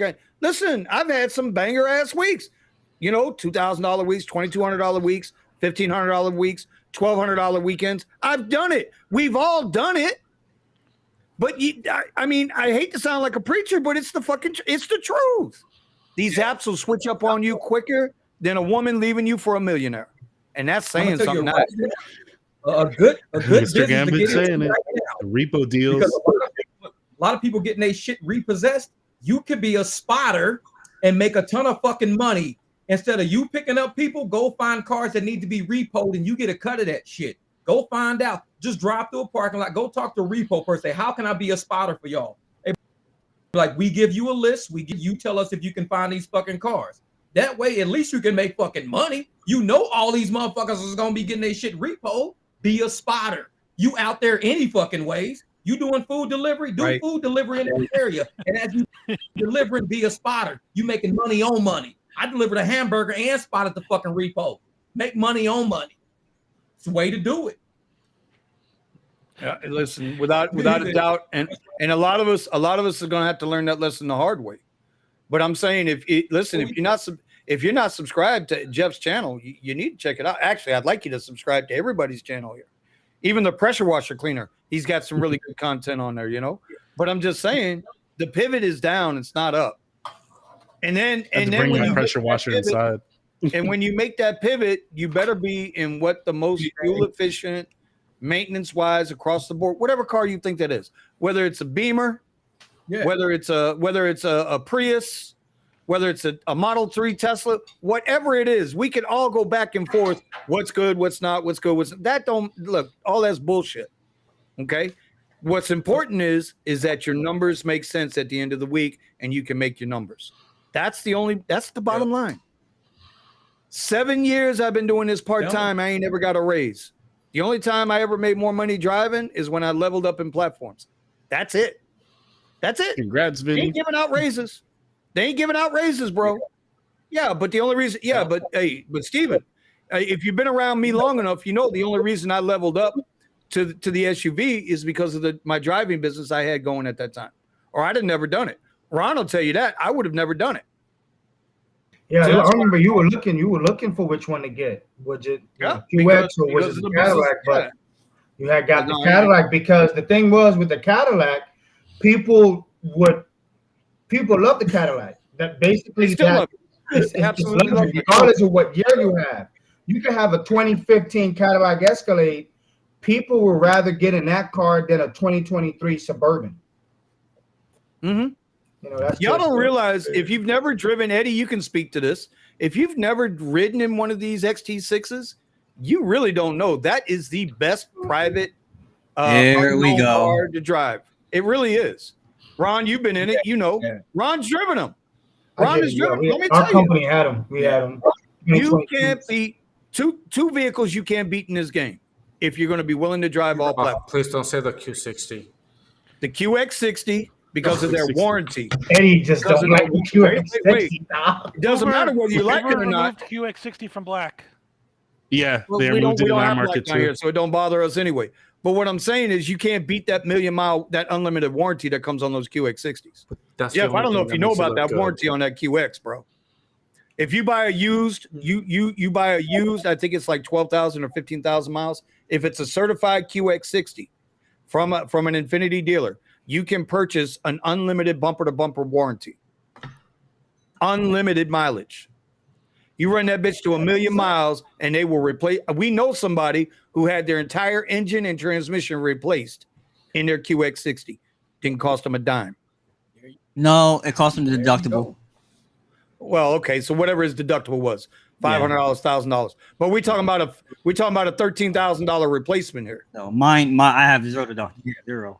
And because I bought the truck, and because my truck is so new, I was actually surprised how low the warranty was. I was expecting a much higher number, like double what I paid. Yeah, outside of that, put it in the river. But outside of that, But outside of that, the XT6, it's perfect, man. It's just a perfect truck. Anyway, getting back to what we was talking about. Then he had to, Yeah, bro. Yeah. So I will say though, I mean, the while it's a nice truck, and I know Steven likes his Tesla. It would be really sad if we woke up one day and then the cars ended up in Mexico. I mean, things happen. What can I do? Okay. I can't watch it 24/7. Oh, come on. No, I got to get them two off the platform. They're going to get us arrested, bro. They're going to be at my door. By the way, did you guys see? Did you guys? If anyone wants to go to Mexico, here I know Vinny. See, now now he needs needs to up go on my last channel. He's got to go to. Go ahead, Eddie. I'm listening. No. I was just gonna talk about. Have you guys seen that there's actually a new DeLorean coming out? Yeah, I've seen that last year. The electric one, EV. Yeah, a DeLorean. I actually can't believe they're actually bringing that back. And what is it? It's a 4-seater. Hold on. That's not the one I wanted. That was the wrong comment. Sorry about that. I keep those comments that kind of get a little stressful out there, a little bit of Fight Club in them. Oh, wait a minute. He said David Wisham's what? Oh, I wanted to see it. No, bro, we're not trying to do that, man. God damn it. You know what? Your ass is out too for a minute. That's my live. Hey, my live is going to be tomorrow. My channel, we getting down. Y'all motherfuckers know me. On my live, this is how we do. Jeff, can I come? What time is your live tomorrow? I want to be there for it. I want to be there for your live tomorrow. I got to wake up. I sleep all day and I just wake up. Oh, so it'd be about 5 o'clock tomorrow night. So wait a minute, wait. Jeff just gets up and does a live, and then like 300 people just show up, no matter what time it is. Bro, it don't matter with Jeff. I just want to be there. I want to make sure I'm there. Jeff don't care, dog. He's like, yo, you coming or what? Just wake up. Oh my God. So how no set schedule? No. If your remember what I said last week? If your 4th of July was weak, if it was a weak 4th of July, that's telling you what the rest of your summer is going to be like. Yeah. Do y'all believe that to be true? Y'all got a different. Well, I mean, the 4th of July landed on a Tuesday, so I don't know. Does that matter? What's that?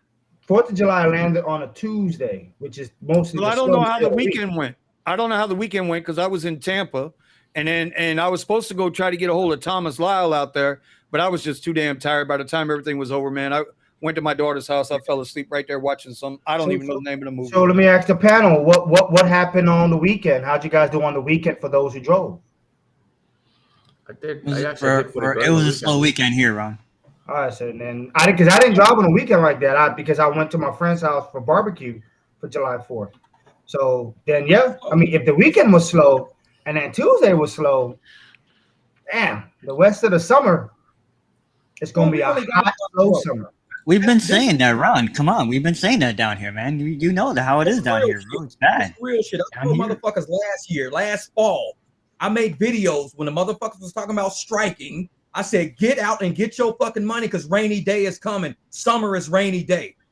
That's why I said that shit last fall. Get out and get your money. I told motherfuckers in my video, I can kick back for a month and not fucking have to worry about bills because I busted my ass when the rest of these motherfuckers was striking. Get out, get this money when you can. We got one more month of this shit to go. One more month of slow shit. 2024, if I ever hear a motherfucker strike again, do not complain when shit's slow. Don't even say shit. Get out of my face with that shit. Because I'm telling you, when it's the money, or they be like, oh man, when it's a lot of people out and everybody needs ride, we should all go on strike. And then when it's slow, I ain't got no money. You dumb motherfucker. It's common sense when it's getting money. Exactly. When it's slow, you can kick back. You can relax. It's kind of.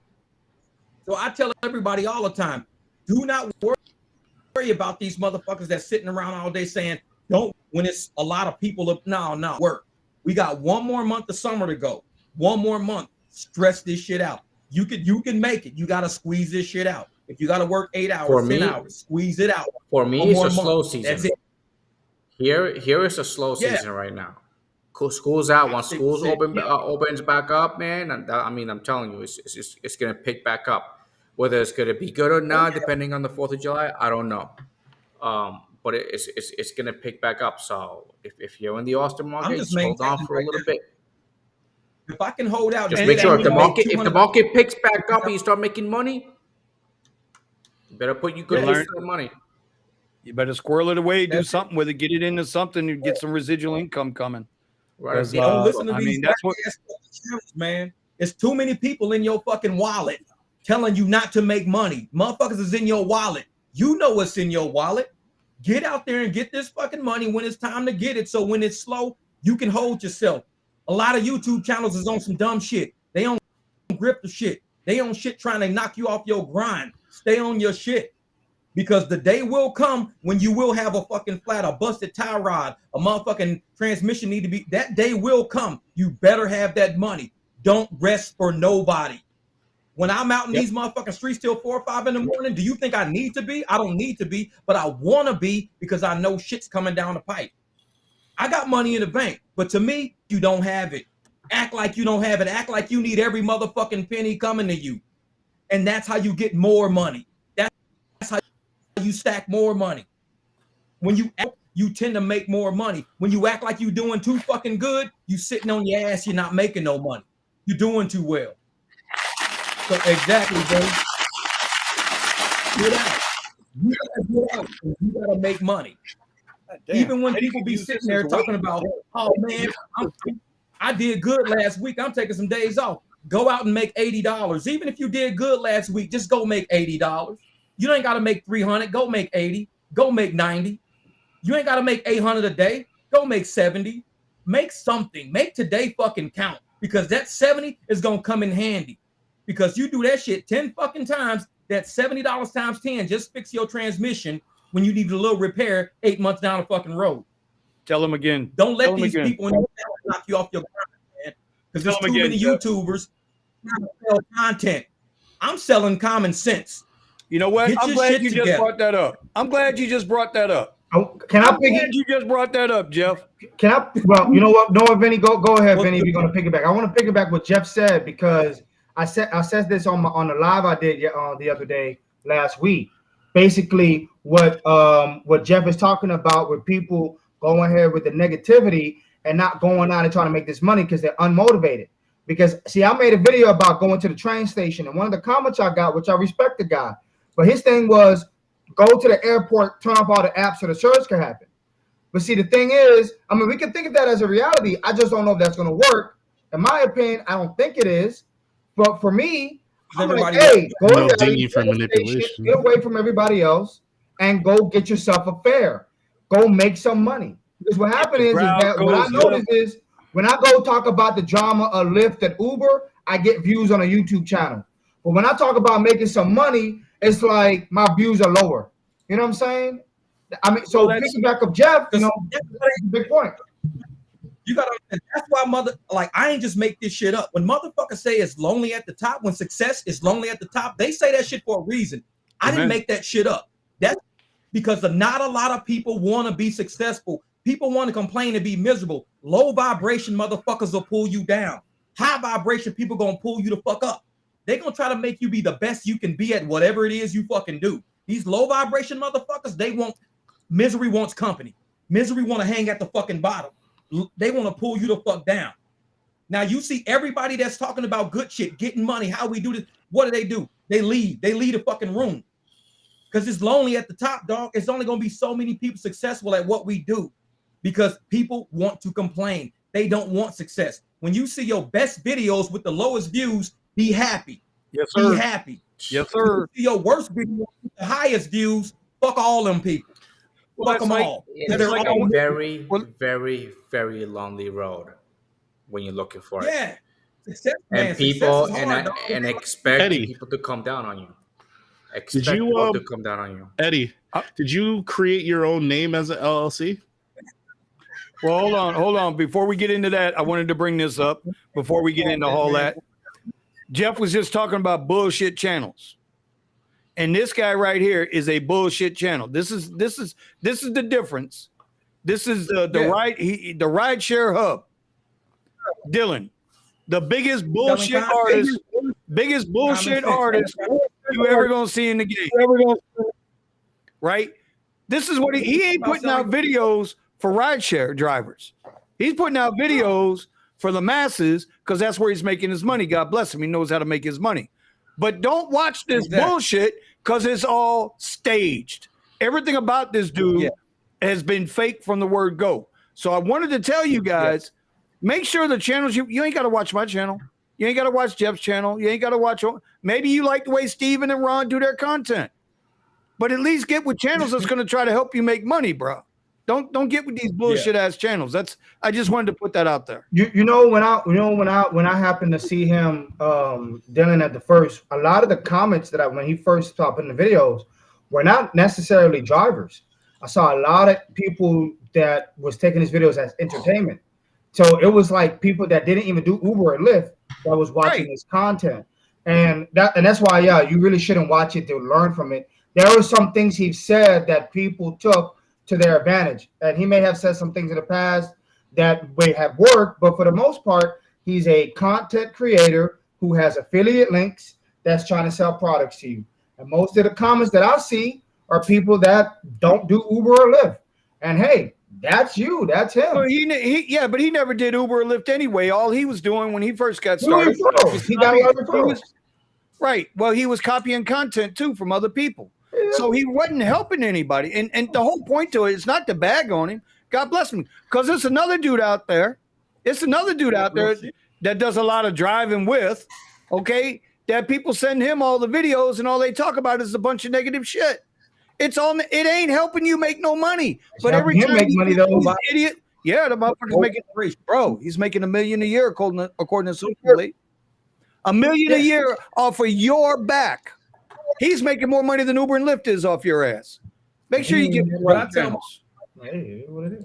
Crackheads got crack. Crack dealers become rich off that shit. That don't mean crack is good. Hey, just like shit video. Just because a lot of motherfuckers sell shit videos don't mean it's good. That's right. So all the people that spend all their time watching that shit, you're a bunch of fucking crackheads. You should be like getting your money. Look at channels where you can get your money if that's what you want to do with your life. But if you don't want to get money and you sitting around fucking time, that's on you because you had a choice and you chose energy that was pulling your ass down instead of energy that was pulling your ass up. Yep. That was on you. So when you broke, don't blame no fucking man, Uber, fucking Lyft, fucking Uber Eats. No, motherfucker, that's you. You chose that shit. You are responsible for your own success. Exactly. That's what I'm saying. You are responsible for your own success. You know, I've actually reached out to some people from my YouTube. I actually reached out to some of them. It's like, hey, if you got something, go, okay, let's get together. Let's work on something. Well, I tell you, I had to say to my wife the other night, bro, when we came back, and I think I said something. I think I might have said something to, it was either Eddie or Ron. Bro, to see where my kids are now, to see the success that all 4 of my kids are having, raising their families, how they're living, where they're living, what they're living in. Bro, if the goal is to have your kids surpass you, my kids are there, bro. Right there. So we've done our job as parents with those kids. It's the same thing now. I'm where I am because of choices or decisions that I made or red flags that I ignored. I ain't saying I'm in a bad place. I'm just saying, you are a result of the choices that you make. Watching them bullshit ass channels gonna get your ass fucked up because you're gonna think that other channel I'm referring to, right? You start watching that channel, you're gonna think every passenger get in your car trying to rip your neck off. Exactly. You know what I'm saying? Exactly. I mean, I see it in the Facebook groups. People bring up stories about how the customer said something, and I'm like, the customer said that, and you got that upset to kick him out the car? I mean, people running around with that negative energy, bro. Dude, what you doing? Exactly. They're running around with that negative energy. So, that's all I'm saying. I'm getting off the soapbox. Y'all can talk a little bit. I'm going to get off the soapbox here. The motherfucker last night jumped in my car with a goddamn stolen traffic cone. Still gave me a $25 cash tip. I don't give a fuck about no traffic cone. Where are you going? Average motherfucker be like, dude, you can get in your car with that traffic cone, man. Fuck that traffic cone. Where are we going? Because I got to get out of here. If you stole that fucking traffic cone, then we need to go. And we got to get out of here. You know what, Joe? Really? You sure do get some strange things in your car and left in your car. You're the only guy I know. That's what happens when you drive to a corner in the morning. A bunch of drunk motherfuckers filling traffic cones and weird shit. I still remember the time you pulled up at the. I still remember the time I'm just here to drive. When you pulled up at the police station to clean your car out, and then when you opened up the door, and you remember what you found in the back seat? Yes, all that fucking weed. And I'm sitting there cleaning out the seat. Never thought to look up at the building I was sitting in front of. I'm sitting in front of a fucking police station. I was like, all buildings, this is where I fucking pull up. Yeah, you got to tell them that story, bro. Tell them that story. There are a lot of people here probably don't know that story real quick. Oh, man, because I picked up some people like just right in Mesa, and I took them on the reservation. I don't go on the reservation that often. We got a lot of Indian reservations. So I'm cruising through the reservation, dark-ass roads and shit, get all the way to their house, drop their ass off. And I'm like, damn, after I dropped them off, there was a girl and a guy. I'm like, something smells strong as a motherfucker in my car. I click my light on, look back, it's weed all in my fucking seat. So I'm like, motherfucker.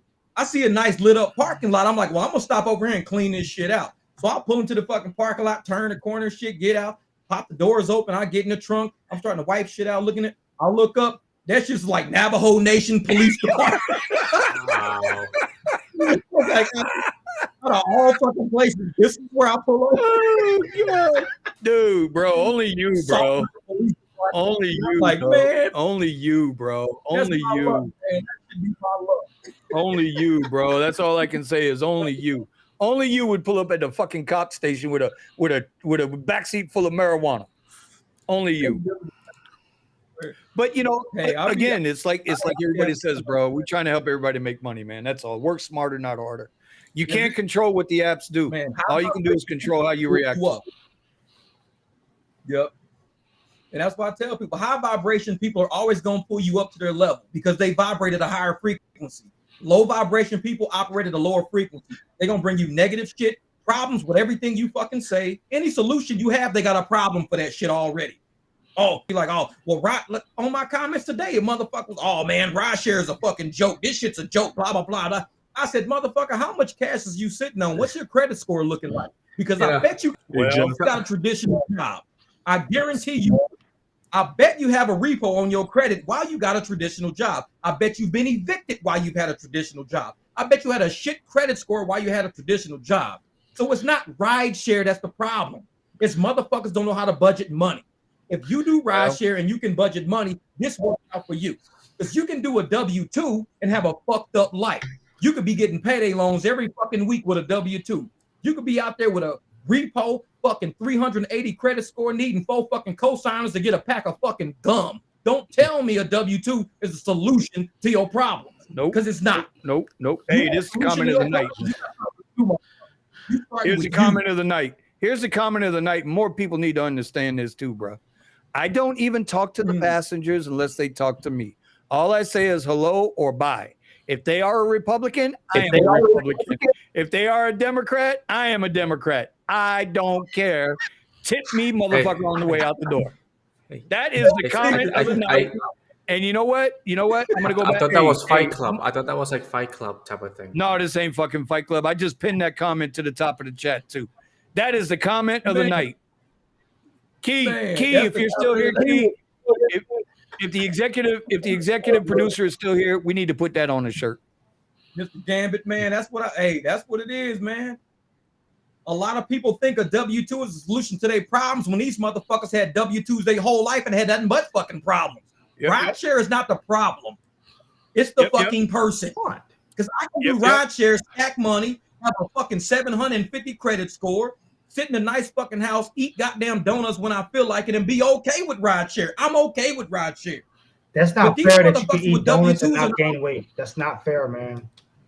Yeah, they got bro, you know and they're gonna tell me RideShare is the hold on, wait a minute. Hold up. Ron's cranking up. Ron is cranking on your donuts, bro. But Ron apparently didn't see you got 118-degree temperature out there to sweat all that shit out your ass when you eat the donuts. Exactly. Shit. Donuts out here, the moment you eat that motherfucker, you act. Just don't sweat. Shit, so your sweat, when you have a little bit on your nose, where it comes down the lip, you got a little bit of Krispy Kreme coming out the face, little sweat coming out on the side. Hey, motherfuckers. Motherfuckers see chocolate on their shirt, that's sweat dripping. Ooh. That ain't chocolate, that's sweat dripping. All them goddamn donuts. Your arm a little sweet. No, I'm telling you, when I do my live tomorrow, we'll get deeper into the whole bunch of bullshit, especially about W-2 versus RideShare. I love W-2 because if not for W-2 motherfuckers trying to get to their W-2, we wouldn't have fares. I love W-2. W-2 keeps the economy fucking moving. Everybody can't be RideShare. Look, so I love W-2. I will never say a problem with W-2 workers. I used to be a W-2 for most of my fucking life. I will even why do some W-2 want to talk about RideShare? I don't get that part. I will even do this job. I will even do this job. Okay. See, that's not me. That's me. That's me. I'm the little guy. Yeah. I'm the little guy right there. See that? I'm working. Leave me alone. I'm working. Leave me alone. I'm working.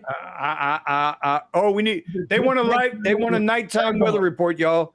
They want a nighttime weather report. I don't have any. All right. He's right here. Wait, you gotta play it. Vinny, I gotta play it, bro. Vinny, I sent you one. Do a live weather report. Hold on. I gotta make sure I get the right one. I don't know if I got the right one. Hold on. Damn it. I think it's this one, Jeff. Breaking news. Today's weather is brought to you because we know it's always hot as a motherfucker. And if you do RideShare, I know you had your ass. And them motherfuckers never tip you. And that's why it's always hot as a motherfucker right now. And that's your weather report with Eddie and Vinny in the morning. I'm Rick James, bitch. I had to bring that one up. That's the one, bro. That's the one. That shit is so off the chain. That shit is so off the chain, bro. Not even crazy, bro. Listen. I can play that one every single morning and not get tired of it, bro. Jeff, that was hella work. Hella work, man. Hella work. It really was. Hey, but you know, I'm gonna tell you what it is. If you look in the comments of some of my lives, like some of my most recent lives, go look in the description section, and you can find one of these little portable AC units that you put water in and you freeze this thing in it. $20 fucking, and it keeps the whole room cool, man. I love this little fucking thing. But that's Omar just got when you got a little humidity, those things work great. Swamp cooler, basically. All right, 13 rounds of boxing. I remember this guy, man. It's been a while since I heard from him. He said he quit RideShare yesterday and have a job interview on Friday. Hopefully I get it. Bro, we are pulling for you. We are pulling for you. We are. But we will be here. If you just want to hang out. If you just want to hang out, we got you. Research whatever company you're working for and kind of tell them some shit about their company. That's the first thing you do. I learned that in corporate America. Research the company that you're interviewing at. Tell us some things that you like about the company. Tell them some things that interest you about the company and why you believe in the company. A lot of motherfuckers walk into an interview just trying to get a job. No, you are the asset that they want to hire. That's the trick. Yep. And that's how I got a lot of jobs. Motherfucker, you gonna want to hire me before I walk out this bitch, guaranteed. And I would always get the job. They'd be like, okay, that's exactly what he says in the interview. Yeah, exactly. And then what happens, he swears so much that the dang interviewer is like, you know, I like this guy. He's real. Come on through. We need you to swear like, some more. Hire me in this bitch, because I'm Rick James, bitch.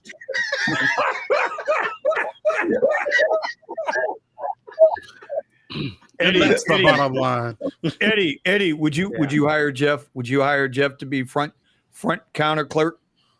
Would you hire Jeff to be your front counter greeter at your 5-star hotel? Yeah. You keep the nonsense and riff-raff. Fully armed, okay? Yep. And he's going to be a front desk / security personal assistant. Oh, that means you got to pay him double, though. That's 2 jobs. That's 2 jobs. Okay. He's going to be doing, yeah. He's like, hey, you want to talk to somebody? You talk to Jeff first. Okay. Well, see, now here's somebody, right? Go ahead, Jeff. Well, no, I was just going to say. An accountant.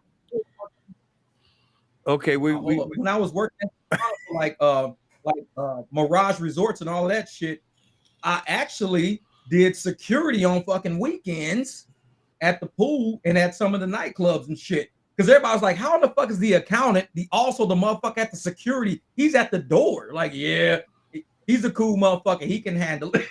He ain't a normal accountant. It's like, and I made on a Wednesday 600 in tips, which was the record at that little bar I was at. I made 600 in tips. On a weekend, I made $2,000 on a weekend in tips just working at a fucking pool.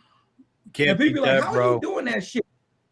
You find people the right towel service. You match the right pool girls with the right guys. You match the right pool guys with the right group of girls. And because I know people energy and shit. And I'd be like, hey, well, I got a group of guys that's construction right now from Kansas. They need some fun girls to fucking work their area. So I would get the more bubbly girls, not the real fucked up girls that just mad and got to get home and shit. The boyfriends is going to fucking cuss them out. I get the good girls. And the good girls would always service the guys. Yeah, I'm telling you, man. I worked at what kind of security is Jeff to be putting groups of people together and matching them up? You know what? Making money no. Yeah, but you know what? That's good. You know why? That is good. You know why? Because that's not called security. That's called something else. Yeah, it's a matchmaking. But you know what happens? You know what happens? He's got less trouble on his hands. That's true. If you got Group A with Group B and they're having a good time kicking it, you ain't got to worry about Group A smashing Group B over the head with a Hennessy bottle. Oh, you always do. I ain't mad at you, bro.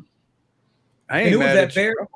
Yeah, and Bear Pool is at the Mirage. Bear Pool is a topless pool. So all the strippers are there all the time. Nobody wears the fucking top for half the damn day. So you got girls just walking around and shit hanging out.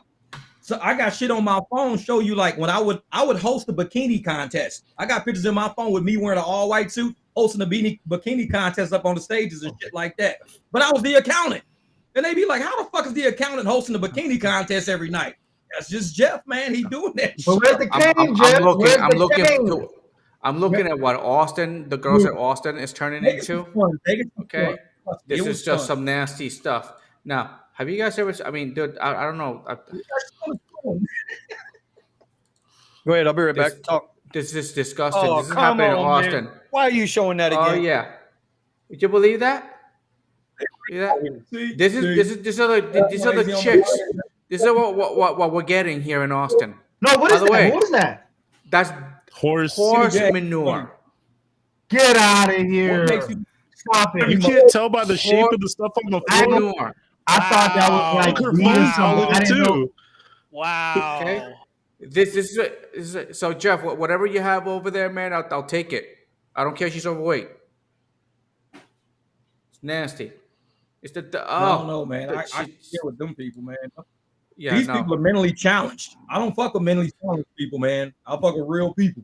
Isn't this country great? It's like I don't do in this country. Hey, isn't this gotta make America great again? I'm just saying. What the fudge was that? God. Who do we lose? We lost Brandon. Okay. I'm just gonna say, you know, we all talk about like positivity, negativity. You guys could focus on all this shit. I don't even know what the hell where that video came from. It's probably some social media platform that I'm not even a part of. Like, so that would be Omar. That would be the equivalent to That would be the equivalent to him or she. Austin, that street where in Austin would be the equivalent. Oh, okay. That's like commercial on Fort Lauderdale.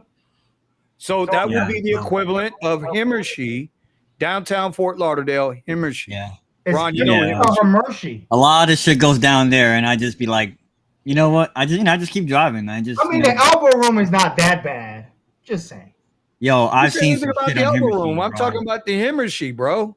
Dude, I've seen some shit there, man. America's Backyard, Fat Tuesdays, Fat Cats, whatever the hell it is. I see. You're talking about by the train tracks. I'm over here thinking about you're talking about. Hey, bro, it's all of it, Ron. It's all of it. All of it. Past the train tracks, all of it. And then when you go down to the other way too, when you go down to the wharf too. Oof. I mean, there's a lot of them out there by the wharf. But hey, and then they come down from all over the country, down right to that little spot, you know, and you see some things that you just be like, you know, let me get out of here. I don't want to be here right now. You gotta have a whatever attitude. It's whatever. People do weird stuff. It's whatever, man. As long as no one's being hurt, it's all good. It's all good. You're right. And they ain't trying to get in my damn car after they uncovered themselves in orange shit. That too. And again, you're like you said, Vinny, you're in control of that. I mean, when I hear people go, "Oh man, I can't get any rides," and then I got this one ride, and then like you didn't have to take that one ride. Well, see, and that's the other thing. That's another real point to bring up, though, is these apps know you're getting desperate. Drivers, not us particular, but the apps know drivers are getting desperate out there. And they're going to start taking the low ball offers. They're going to start taking way below what they need to make their bills because they figure, okay, if I can get 20 of these $3 rides, I'm going to make $60. And damn, it took them 12 hours to make the $60. And it cost them $40 in fuel to make the $60. But they're banking on that. These apps don't give a flying hoot about us at all, period, end of day. And as soon as they can work us out of that driver's seat, best believe they're going to do it. Just look at San Francisco.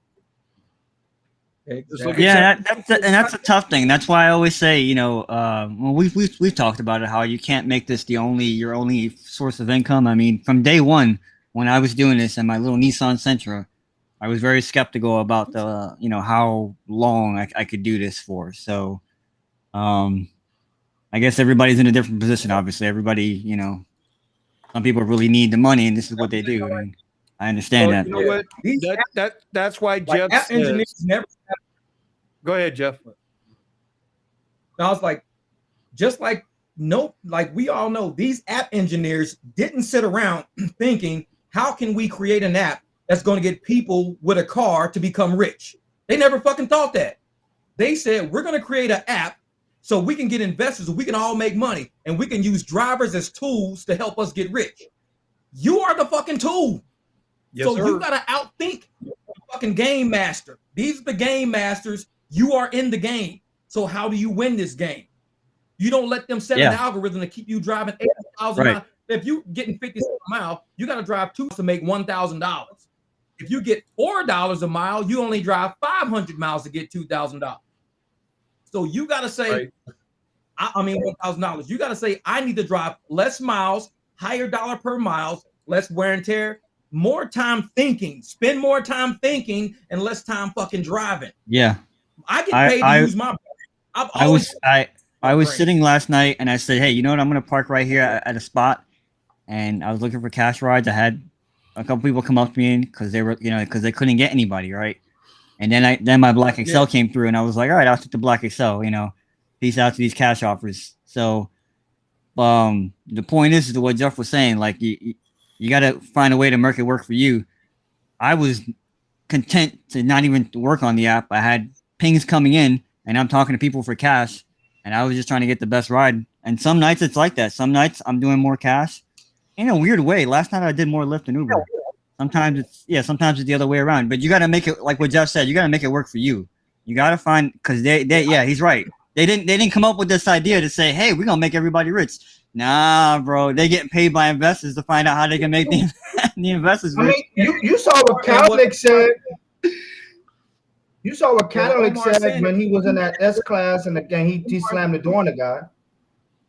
Yeah, like Omar is saying, be analytical. You have to be a business analyst. You are your own business analyst. Analyze, is this going to be a good cash transaction, an app transaction? Which way do I go? If you are not a good business analyst, you need to hire one because this is a business. This is not a fucking job. It's a business. And you will get your ass drugged right under the fucking ground if you are not analyzing each transaction as an independent offer of business. How can we use you? And you're thinking, how can I make money?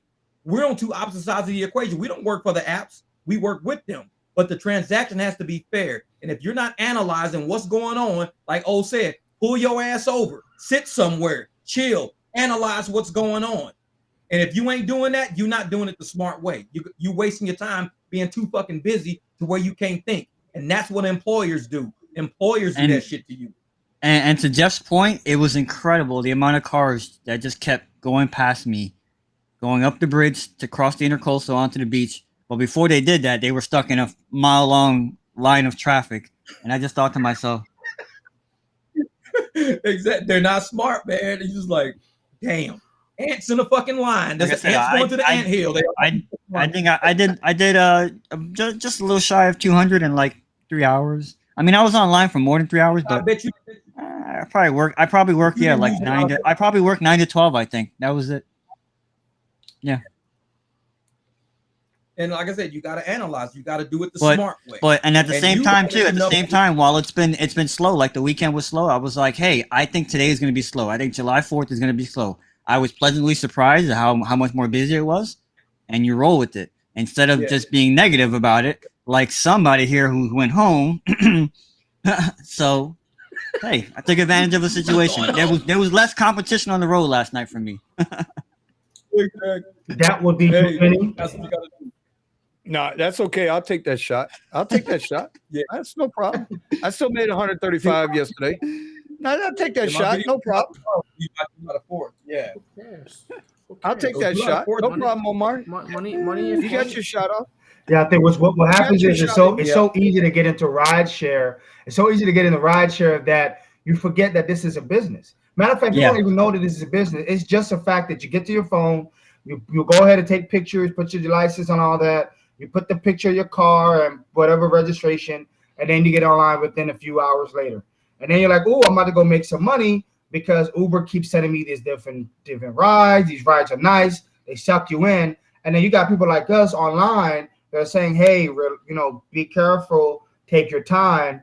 But see, it's kind of hard to get through that because naturally it's better for them to hear once they start getting that Uber start messing with their rides, the price of the ride starts going low, then the people that are on the side talking about Uber's bad, Lyft is horrible, you can't make money. The people that were new 4 or 5 months ago start getting attracted to that. And we're on this panel trying to say, hey, do this, do that. Think of it as a business. Don't stress yourself out. Jeff is out here doing his Jeff talks. But he can try to push through, he can. But then the people on the other side is like, yeah, Uber sucks. Uber's this, Uber's that. But yet they tell you, hey, go in my comment section below, go in the description, click that link to get that insurance. You know what I'm saying? So you get something, I get something. But yeah, Uber sucks. So yeah, you know what? You got a good point. Ron, you got a good point there. And I don't know what it is. Maybe some people are just kind of, maybe it's experience or it just takes a while maybe it's experience. Because I feel like from day one, I approached this and I started kind of, okay, how does this work? How does that work? Because I was, using the app. I was an ex-driver when I first started. But from day one, I was like, okay, was that smart? Like from day one, I was analyzing my whole day. How much money did I make today? Why did I do this ride? Because now we can talk about, hey, when you get a ping from here, don't do it. Or when you see this at the airport, don't do it. Like we have all this experience because we know it's a waste of time versus what's profitable. And so I don't know what it is with some people. Some people just don't get it, like what you said, Ron. They just see the app. Oh, okay, it's a thing. You make money and you don't realize that this is a business. And if it ain't worth your time, don't take it or cancel it.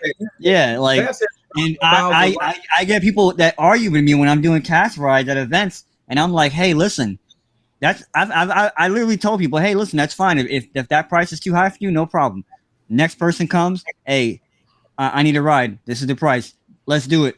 And they'll look like, okay. And then you come back there, they're still there 2 hours later. We could have took a ride. I mean, this is a business for me. And I've had people get in my car and go, hey, you know what? Thank you. You're doing me a service. I've had people, like what Jeff said, tip me on the way out the door, Like I said, like Zab says, like highway miles are a lot less wear and tear than city. I disagree because there was a whole fucking thing on Phoenix News. There was a shop sitting off the highway, says all of their business comes from people that go down the highway, tearing up their fucking ball joints, hitting their rims, fucking losing drive shaft. The faster your car goes, the more likely it's going to get damaged by something in the road. If not that, the car itself. Because you got to look at everything's connected with gaskets, grommets, fucking centrifugal force shit. The faster you go, the more likely you can fuck that car up. In the city, the only thing about the city, the wear and tear, is things like curbs. If you hit curbs, that'll fuck your car up if you cut a curb too close. But as far as basic driving goes, highway will fuck you'll lose windshields on the fucking highway from rocks going flying hitting your windshield. You will fuck up more on a highway than you will on a city street. Trust me on that shit. But I've done it a long time. It's a lot of wear on your transmission and your engine. This is amazing. Now, I hope, but see, here's the thing. People need to hear exactly that because maybe then my route shouldn't be the highway. Maybe I may want to take the local route because on my highway itself, I got too much grommets hitting my windshield that I'm out of the Uber game for a moment because I got to get my windshield fixed. But see, that's what I'm saying. Yeah. We got a bunch of knowledge coming out of this panel, and what I'm pointing out is that it is a fighting battle, and I think it's great to be in this fighting battle, because then we get to say, hey, look, come to this side, start learning how to get your stuff together. I'm an example of someone who jumped into Uber, and I'm like, I love Uber. I just put my car on the thing, and I'm like, oh, I got my first trip at the Walgreens. I remember my first trip. I picked up this girl from the Walgreens on 27th and 79th Street. Vinny, don't say nothing. 79th Street and 27th Avenue. Whoa. To her house, about 5 blocks away. Vinny, I know how you think, Vinny. That's why I had to put the disclaimer out there. You see this shit, Jeff? I'm just sitting here minding my own business. I ain't said a word in the last 7-8 minutes, and Ron got to drag me in to blame me for him trying to catch a trick on 79th Street. Like, I'm just sitting there. Why do I got to get dragged into this conversation? Because Ron likes tricking them hoes. Hey, so on 79th and 27th, and that you know it was a woman. In that area. That area is a lot of. You were in a spot, Ron. Let's just say that. I picked up that was 2020. It was March. I think it was March 22nd, 2015. Them windows ain't tinted. Them windows ain't tinted on that Tesla either. I know. But I had my Impala at the time, so. But I remember that first. Those windows were really tinted. You know what, man? So I got me a nice. I'm driving nice. If you like car, but what I'm saying is, I was excited to jump in. I didn't have a plan to jump in. I didn't have that experience. I'm 22 at the time driving this thing, and I didn't have that plan. Now there were some YouTubers talking about it. I mean, you had Uber Man on there showing his thing of how he's doing stuff. You had the Simple Driver. I mean, he had his referral stuff, but he literally said it's a business, and I think that's where people need to get into. Hey, we got a lot of people doing RideShare now. They got content on YouTube that can help you. It's just that if you really want to do this, if this is something you're looking for, go to those channels. And for those who are on here in the comment section, if you know somebody, don't let them slide, dog. Don't let them slip, because I think that's the other thing too. People are sometimes afraid to talk to people. Now, granted, I get, if somebody says leave me alone, leave them alone. However, if you have a casual conversation with another driver, maybe it's good for the community to get together and be like, hey, do it this way, rather than always looking at content that doesn't help you in your Uber or Lyft business, however you want. If it don't make money, it don't make sense. Anybody ever notice Uber and Lyft never really try to help you to learn how to work the app? Never. Never notice that. They don't ever. No, they put up there, it'll be busy at this time, or it'll be busy at that time. Or, hey, driver, 5-star driver, why don't you go online and give a 5-star ride? But they don't ever say, hey, you know what? And let me help you form an LLC. Let me help you show you how you can truly deduct all your necessary work expenses so that you can maximize your earnings. Hey, let me show you, this is a stepping stone to owning your own business. They don't do none of that, bro. It is strictly shut up and drive. They talk about telling LeBron to shut up and dribble. What are they telling? Everybody got pissed off when they told LeBron to shut up and dribble. Well, guess what? Public. They're telling drivers just shut up and drive. And then that's what they're telling. When you call them up, you get Alibaba. Oh shit! So there you go. God damn it, Eddie. I also want to comment. Channel has been shut down. I want to. Goddamn race, Eddie. I want to sort of go a different way than what Jeff was saying about the highway. I like highway miles, and I also work on my own cars, and I've worked on a lot of cars, and I find it depends on where you are too, because if you're in a city, or like maybe you're like in a town, maybe not in a big city where the roads aren't great and they aren't smooth, they aren't maintained. Yeah, it's a different story. Even on highways, you could have highways that don't have good roads that aren't well maintained. It also depends on the vehicle too. Some cars are just they're too heavy in the back, too heavy in the front. Like if you have a vehicle with like a V8 in it, man, I mean, it's gonna be every time you stop on that thing, all the weight shifting to the front and affecting the ball joints and this and that. So I like the highway, but again, it depends, to each its own, because sometimes the highway can be less wear and tear if you don't get on the gas too hard, if you just cruise onto the highway, if you also don't have to drive a long time. Like if the highway is right there next to you, like within a mile, then yeah, and then you're dropping off. within a mile, yeah, it ends up working out. Once upon a time, when we got paid, rate card, the highway was definitely better.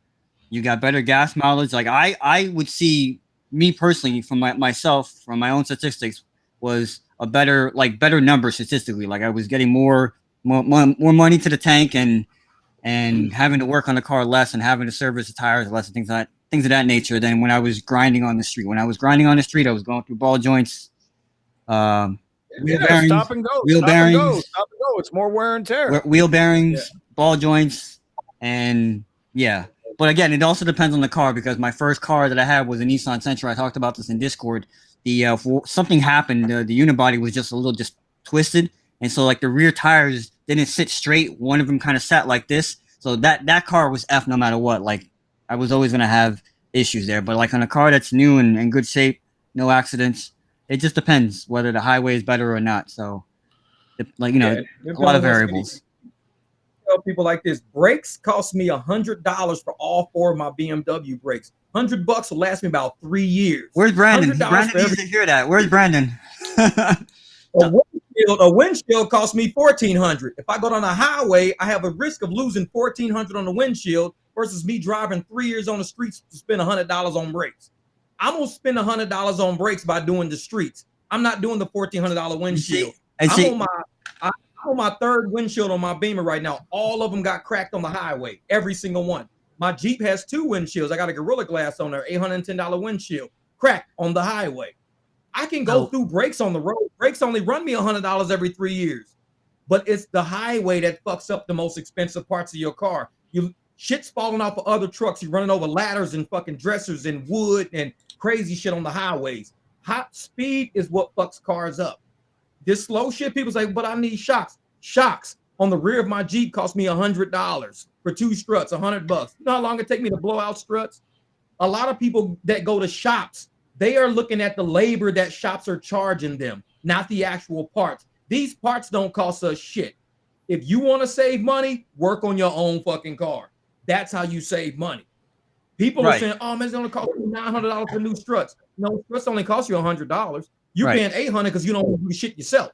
That's the problem. Right. I spent I didn't spend much maintaining my little Nissan because the struts were really cheap. So I replaced it just because, and I said, "Hey, listen, I'm gonna get another 50 to 100,000 miles out of this," and that's exactly what I did, Jeff. To your point, and I will say this too.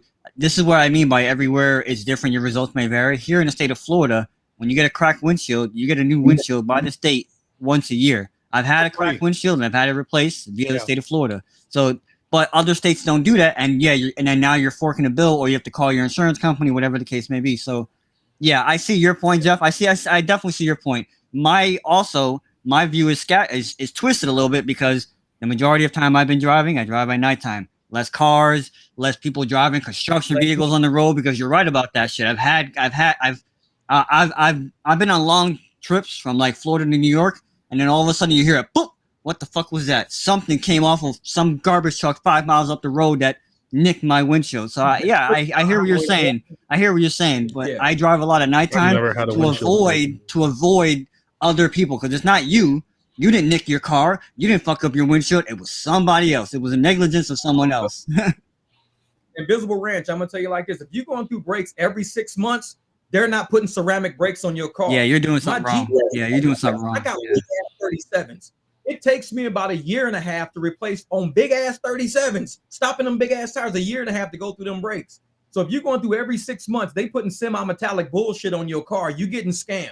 Tell them I want ceramic. Ceramic burns a lot better, and it doesn't shave off as fast as semi-metallic.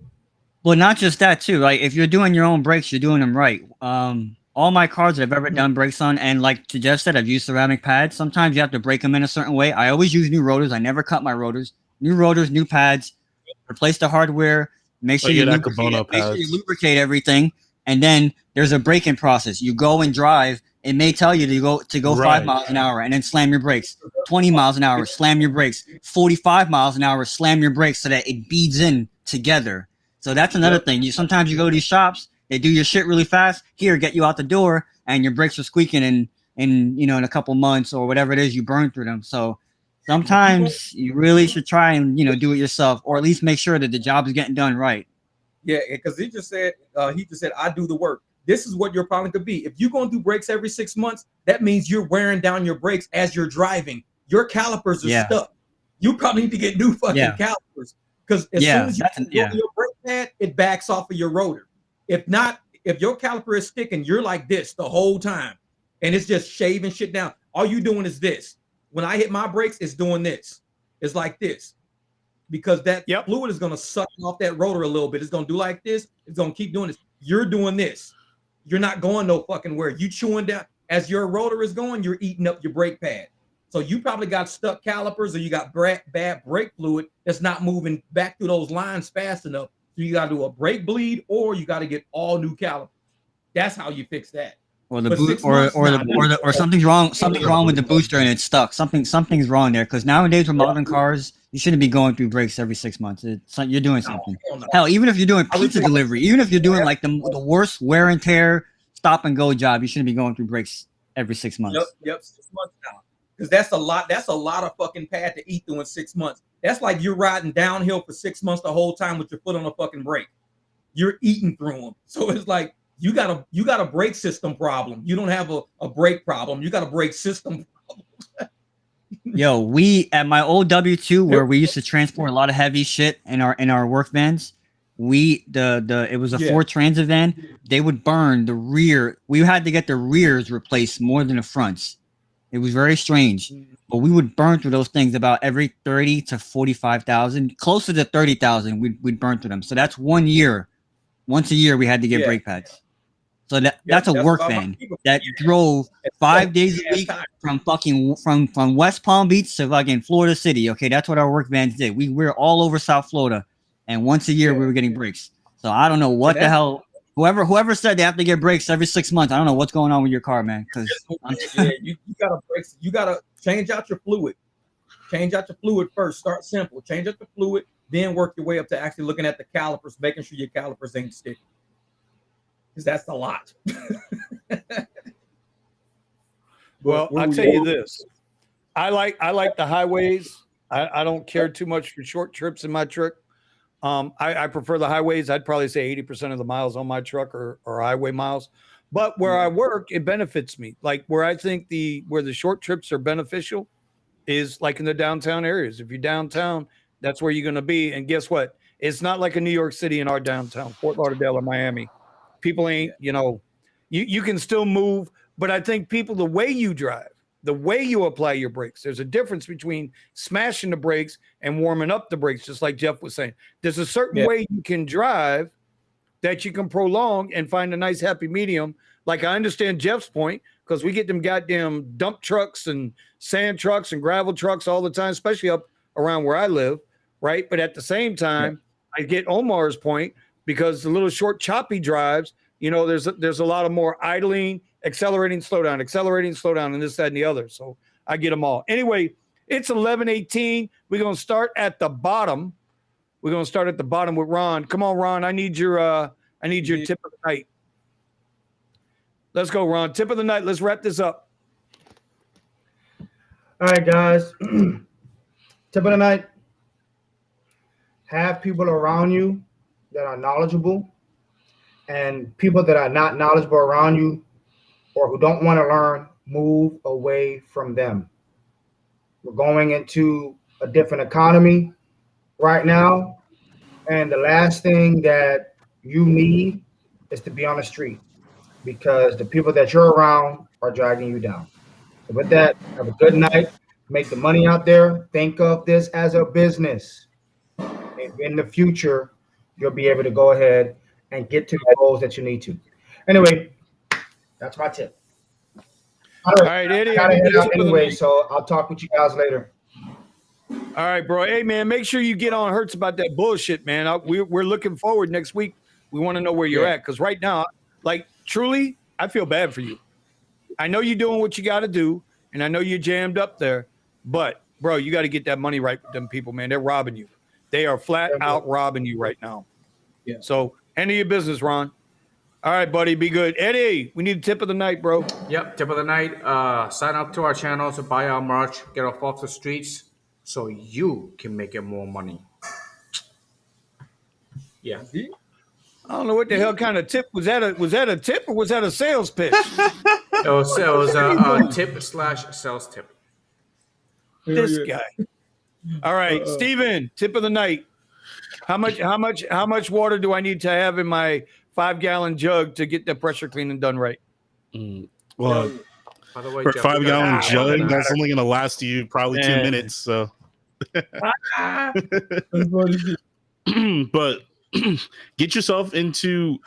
We were just talking about it inside the chat. Getting into jobs that are gonna make it where you can make your own income and get the most out of your time. What was it? Bucky and I were just talking about getting into buying things from yard sales. There are so many people, especially if you know the neighborhoods, you can use the information from following Key's tracks. These are neighborhoods where when they do yard sales, they've got stuff that's still brand new in packages. It's insane.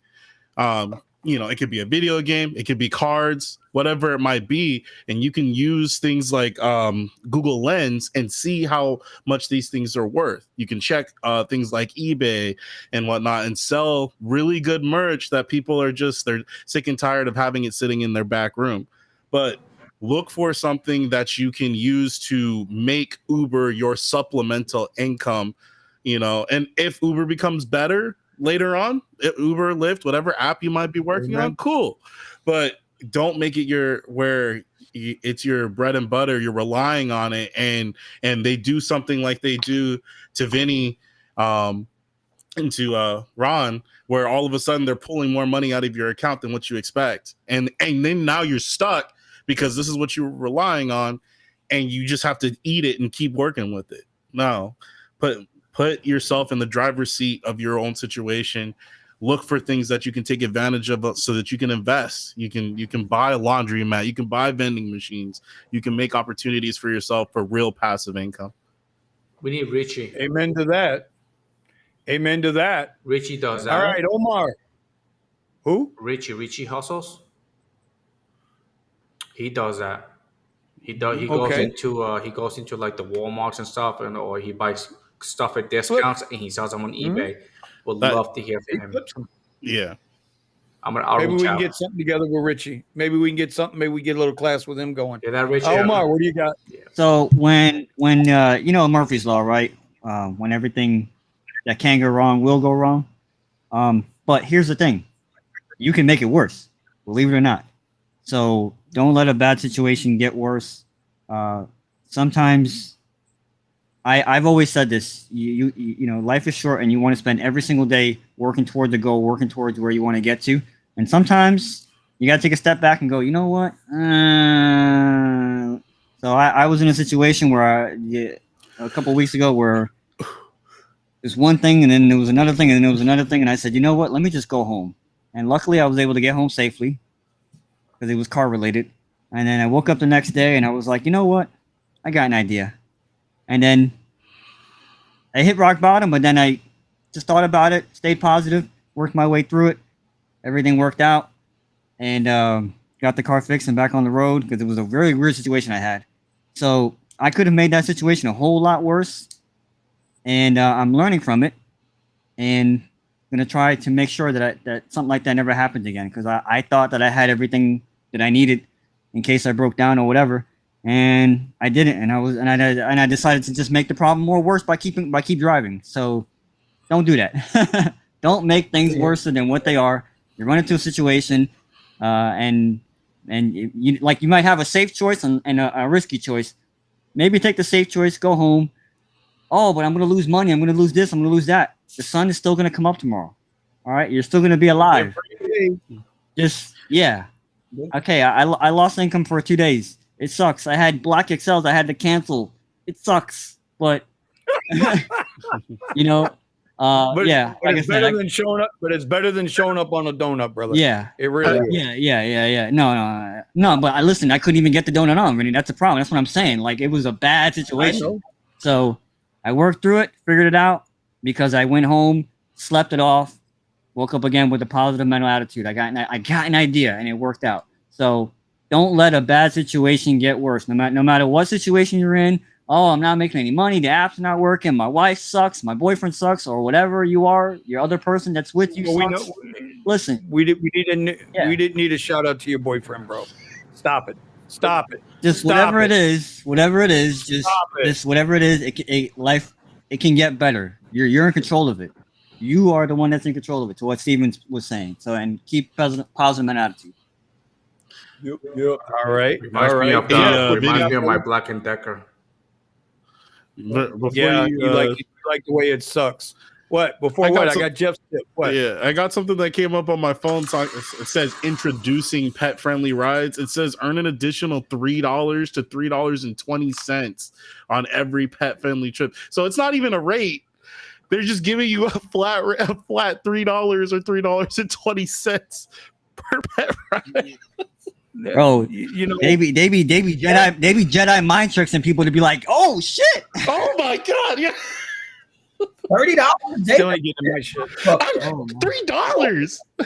You know what? I think that's at least 9% of what I wanted.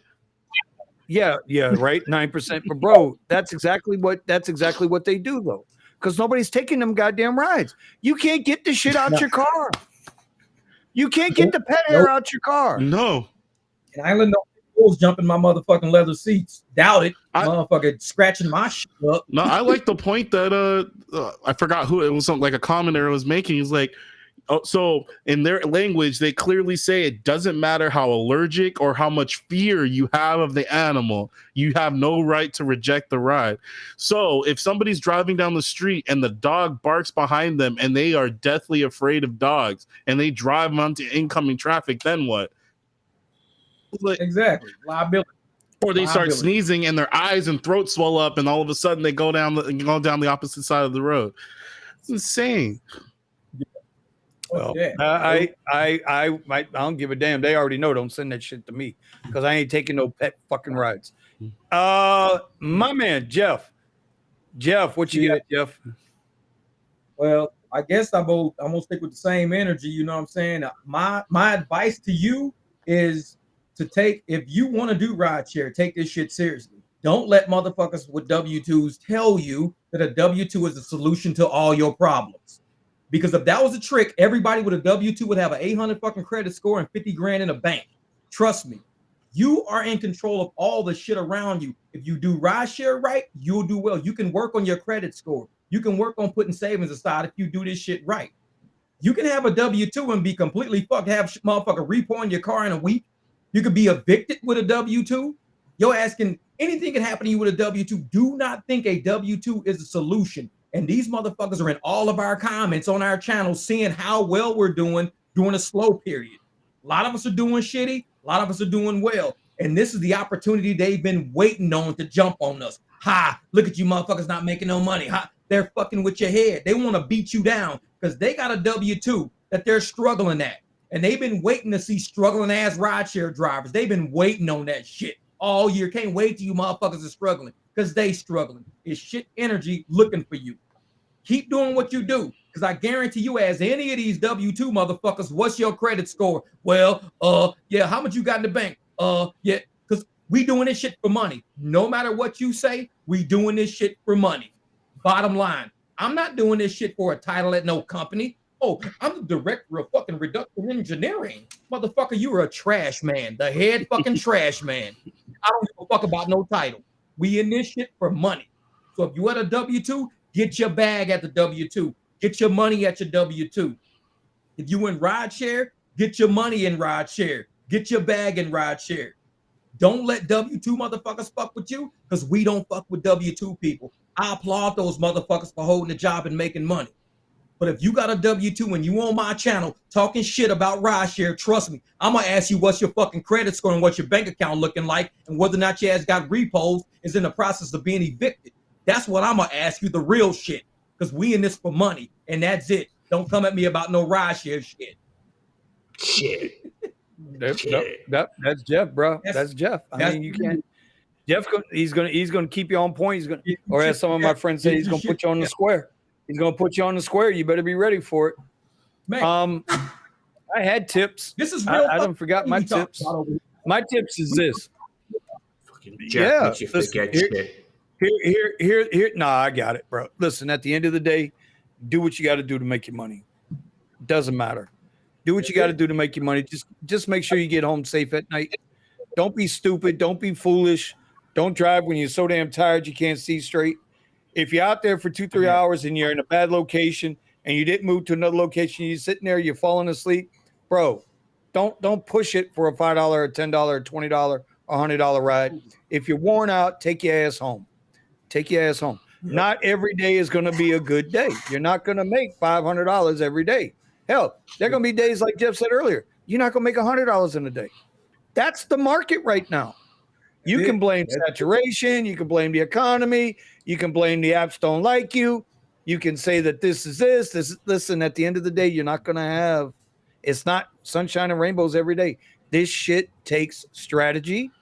You can do everything right and still not get a fucking ride. So keep that in your mind. Understand they don't care about you. As long as you remember that, you keep that first and foremost in your mind when you go to work. These apps don't give a shit about me. I'm going to take care of me. And as long as you do that, you will find success. And then to speak to, I forget who, if it was Steven or if it was, I think it was Steven. Steven said, check your circle, man. Was that Steven or? No, that was Ron. That was Ron that said, check your circle. Okay. Ron, check your circle, bro. Yeah. You are a result of the 5 people you keep closest to you. You want to know who I keep close to me? You want to know who I keep close to me? These guys in the garage. That's who I keep close to me. Outside of that, because I know everybody here has got the same goals that I got. We might get there differently. We all got our problems. Believe me, we all got problems. Ain't none of us sitting up here like kings. But at the same time, I know I could call Jeff. I could call Steven. I could call Eddie. I could somewhat call Omar. Okay. And I know because Omar's going to give me some shit first and then he's going to agree with me. Right. See, and Omar's the kind of guy that if you're down, if it's 10 white dudes beating your ass, Omar's going to be number 11. I'm just telling you that's the way it is. Right. But seriously, keep your circle tight. Keep your circle tight. You're going to be a lot better off in life, man. Well, everybody out here is trying to help you. When I'm the 11th guy and I kick you, you learn something. You're like, oh, you know what? Damn, thank you. You'd be like, thank you, Omar. Listen, bro. Listen, if it's 10 of them and you jump on me, the motherfucker I'm already choking out, I'm gonna let go and I'm gonna grab your little narrow ass and fold you up like a pretzel. I promise you, I'm gonna fold your ass up like a pretzel, and you're gonna have your free chiropractic care on me because I'm gonna snap your ass. Also, anyway, I'm just joking. To your point too, Vinny, right? Last night I said to myself, I had one side of my brain going, all right, game over. But I did one more loop because a lot of the rides were coming from pretty much one area, like around Fort Lauderdale, Hollywood.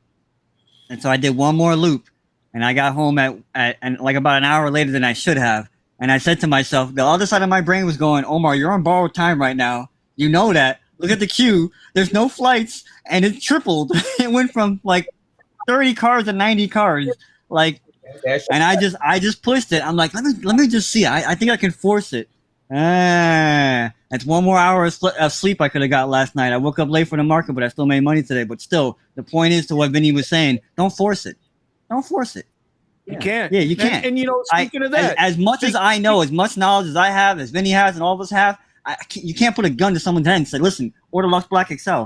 If no one's ordering Uber X, they damn sure ain't gonna order, Lux Black. So, when the party's over, Go home. Or like Vinny said, especially if you're tired, definitely driving sleepy is very dangerous. Yeah, ain't no sense. Listen, tomorrow's another day. Yep. So with that, y'all, we're gonna wrap this up. Eddie, we got in the mornings with Eddie and Vinny. Jeff hit me with something today that I'm gonna let him lead on that when he's ready to talk about that. He'll talk about that on his channel, on his lives. I'm down for the cause. I feel, yeah, bro, I'm with it. So with all that, we hope y'all have a very, very good night. Make sure you hit all the links below. And thank you for being with us.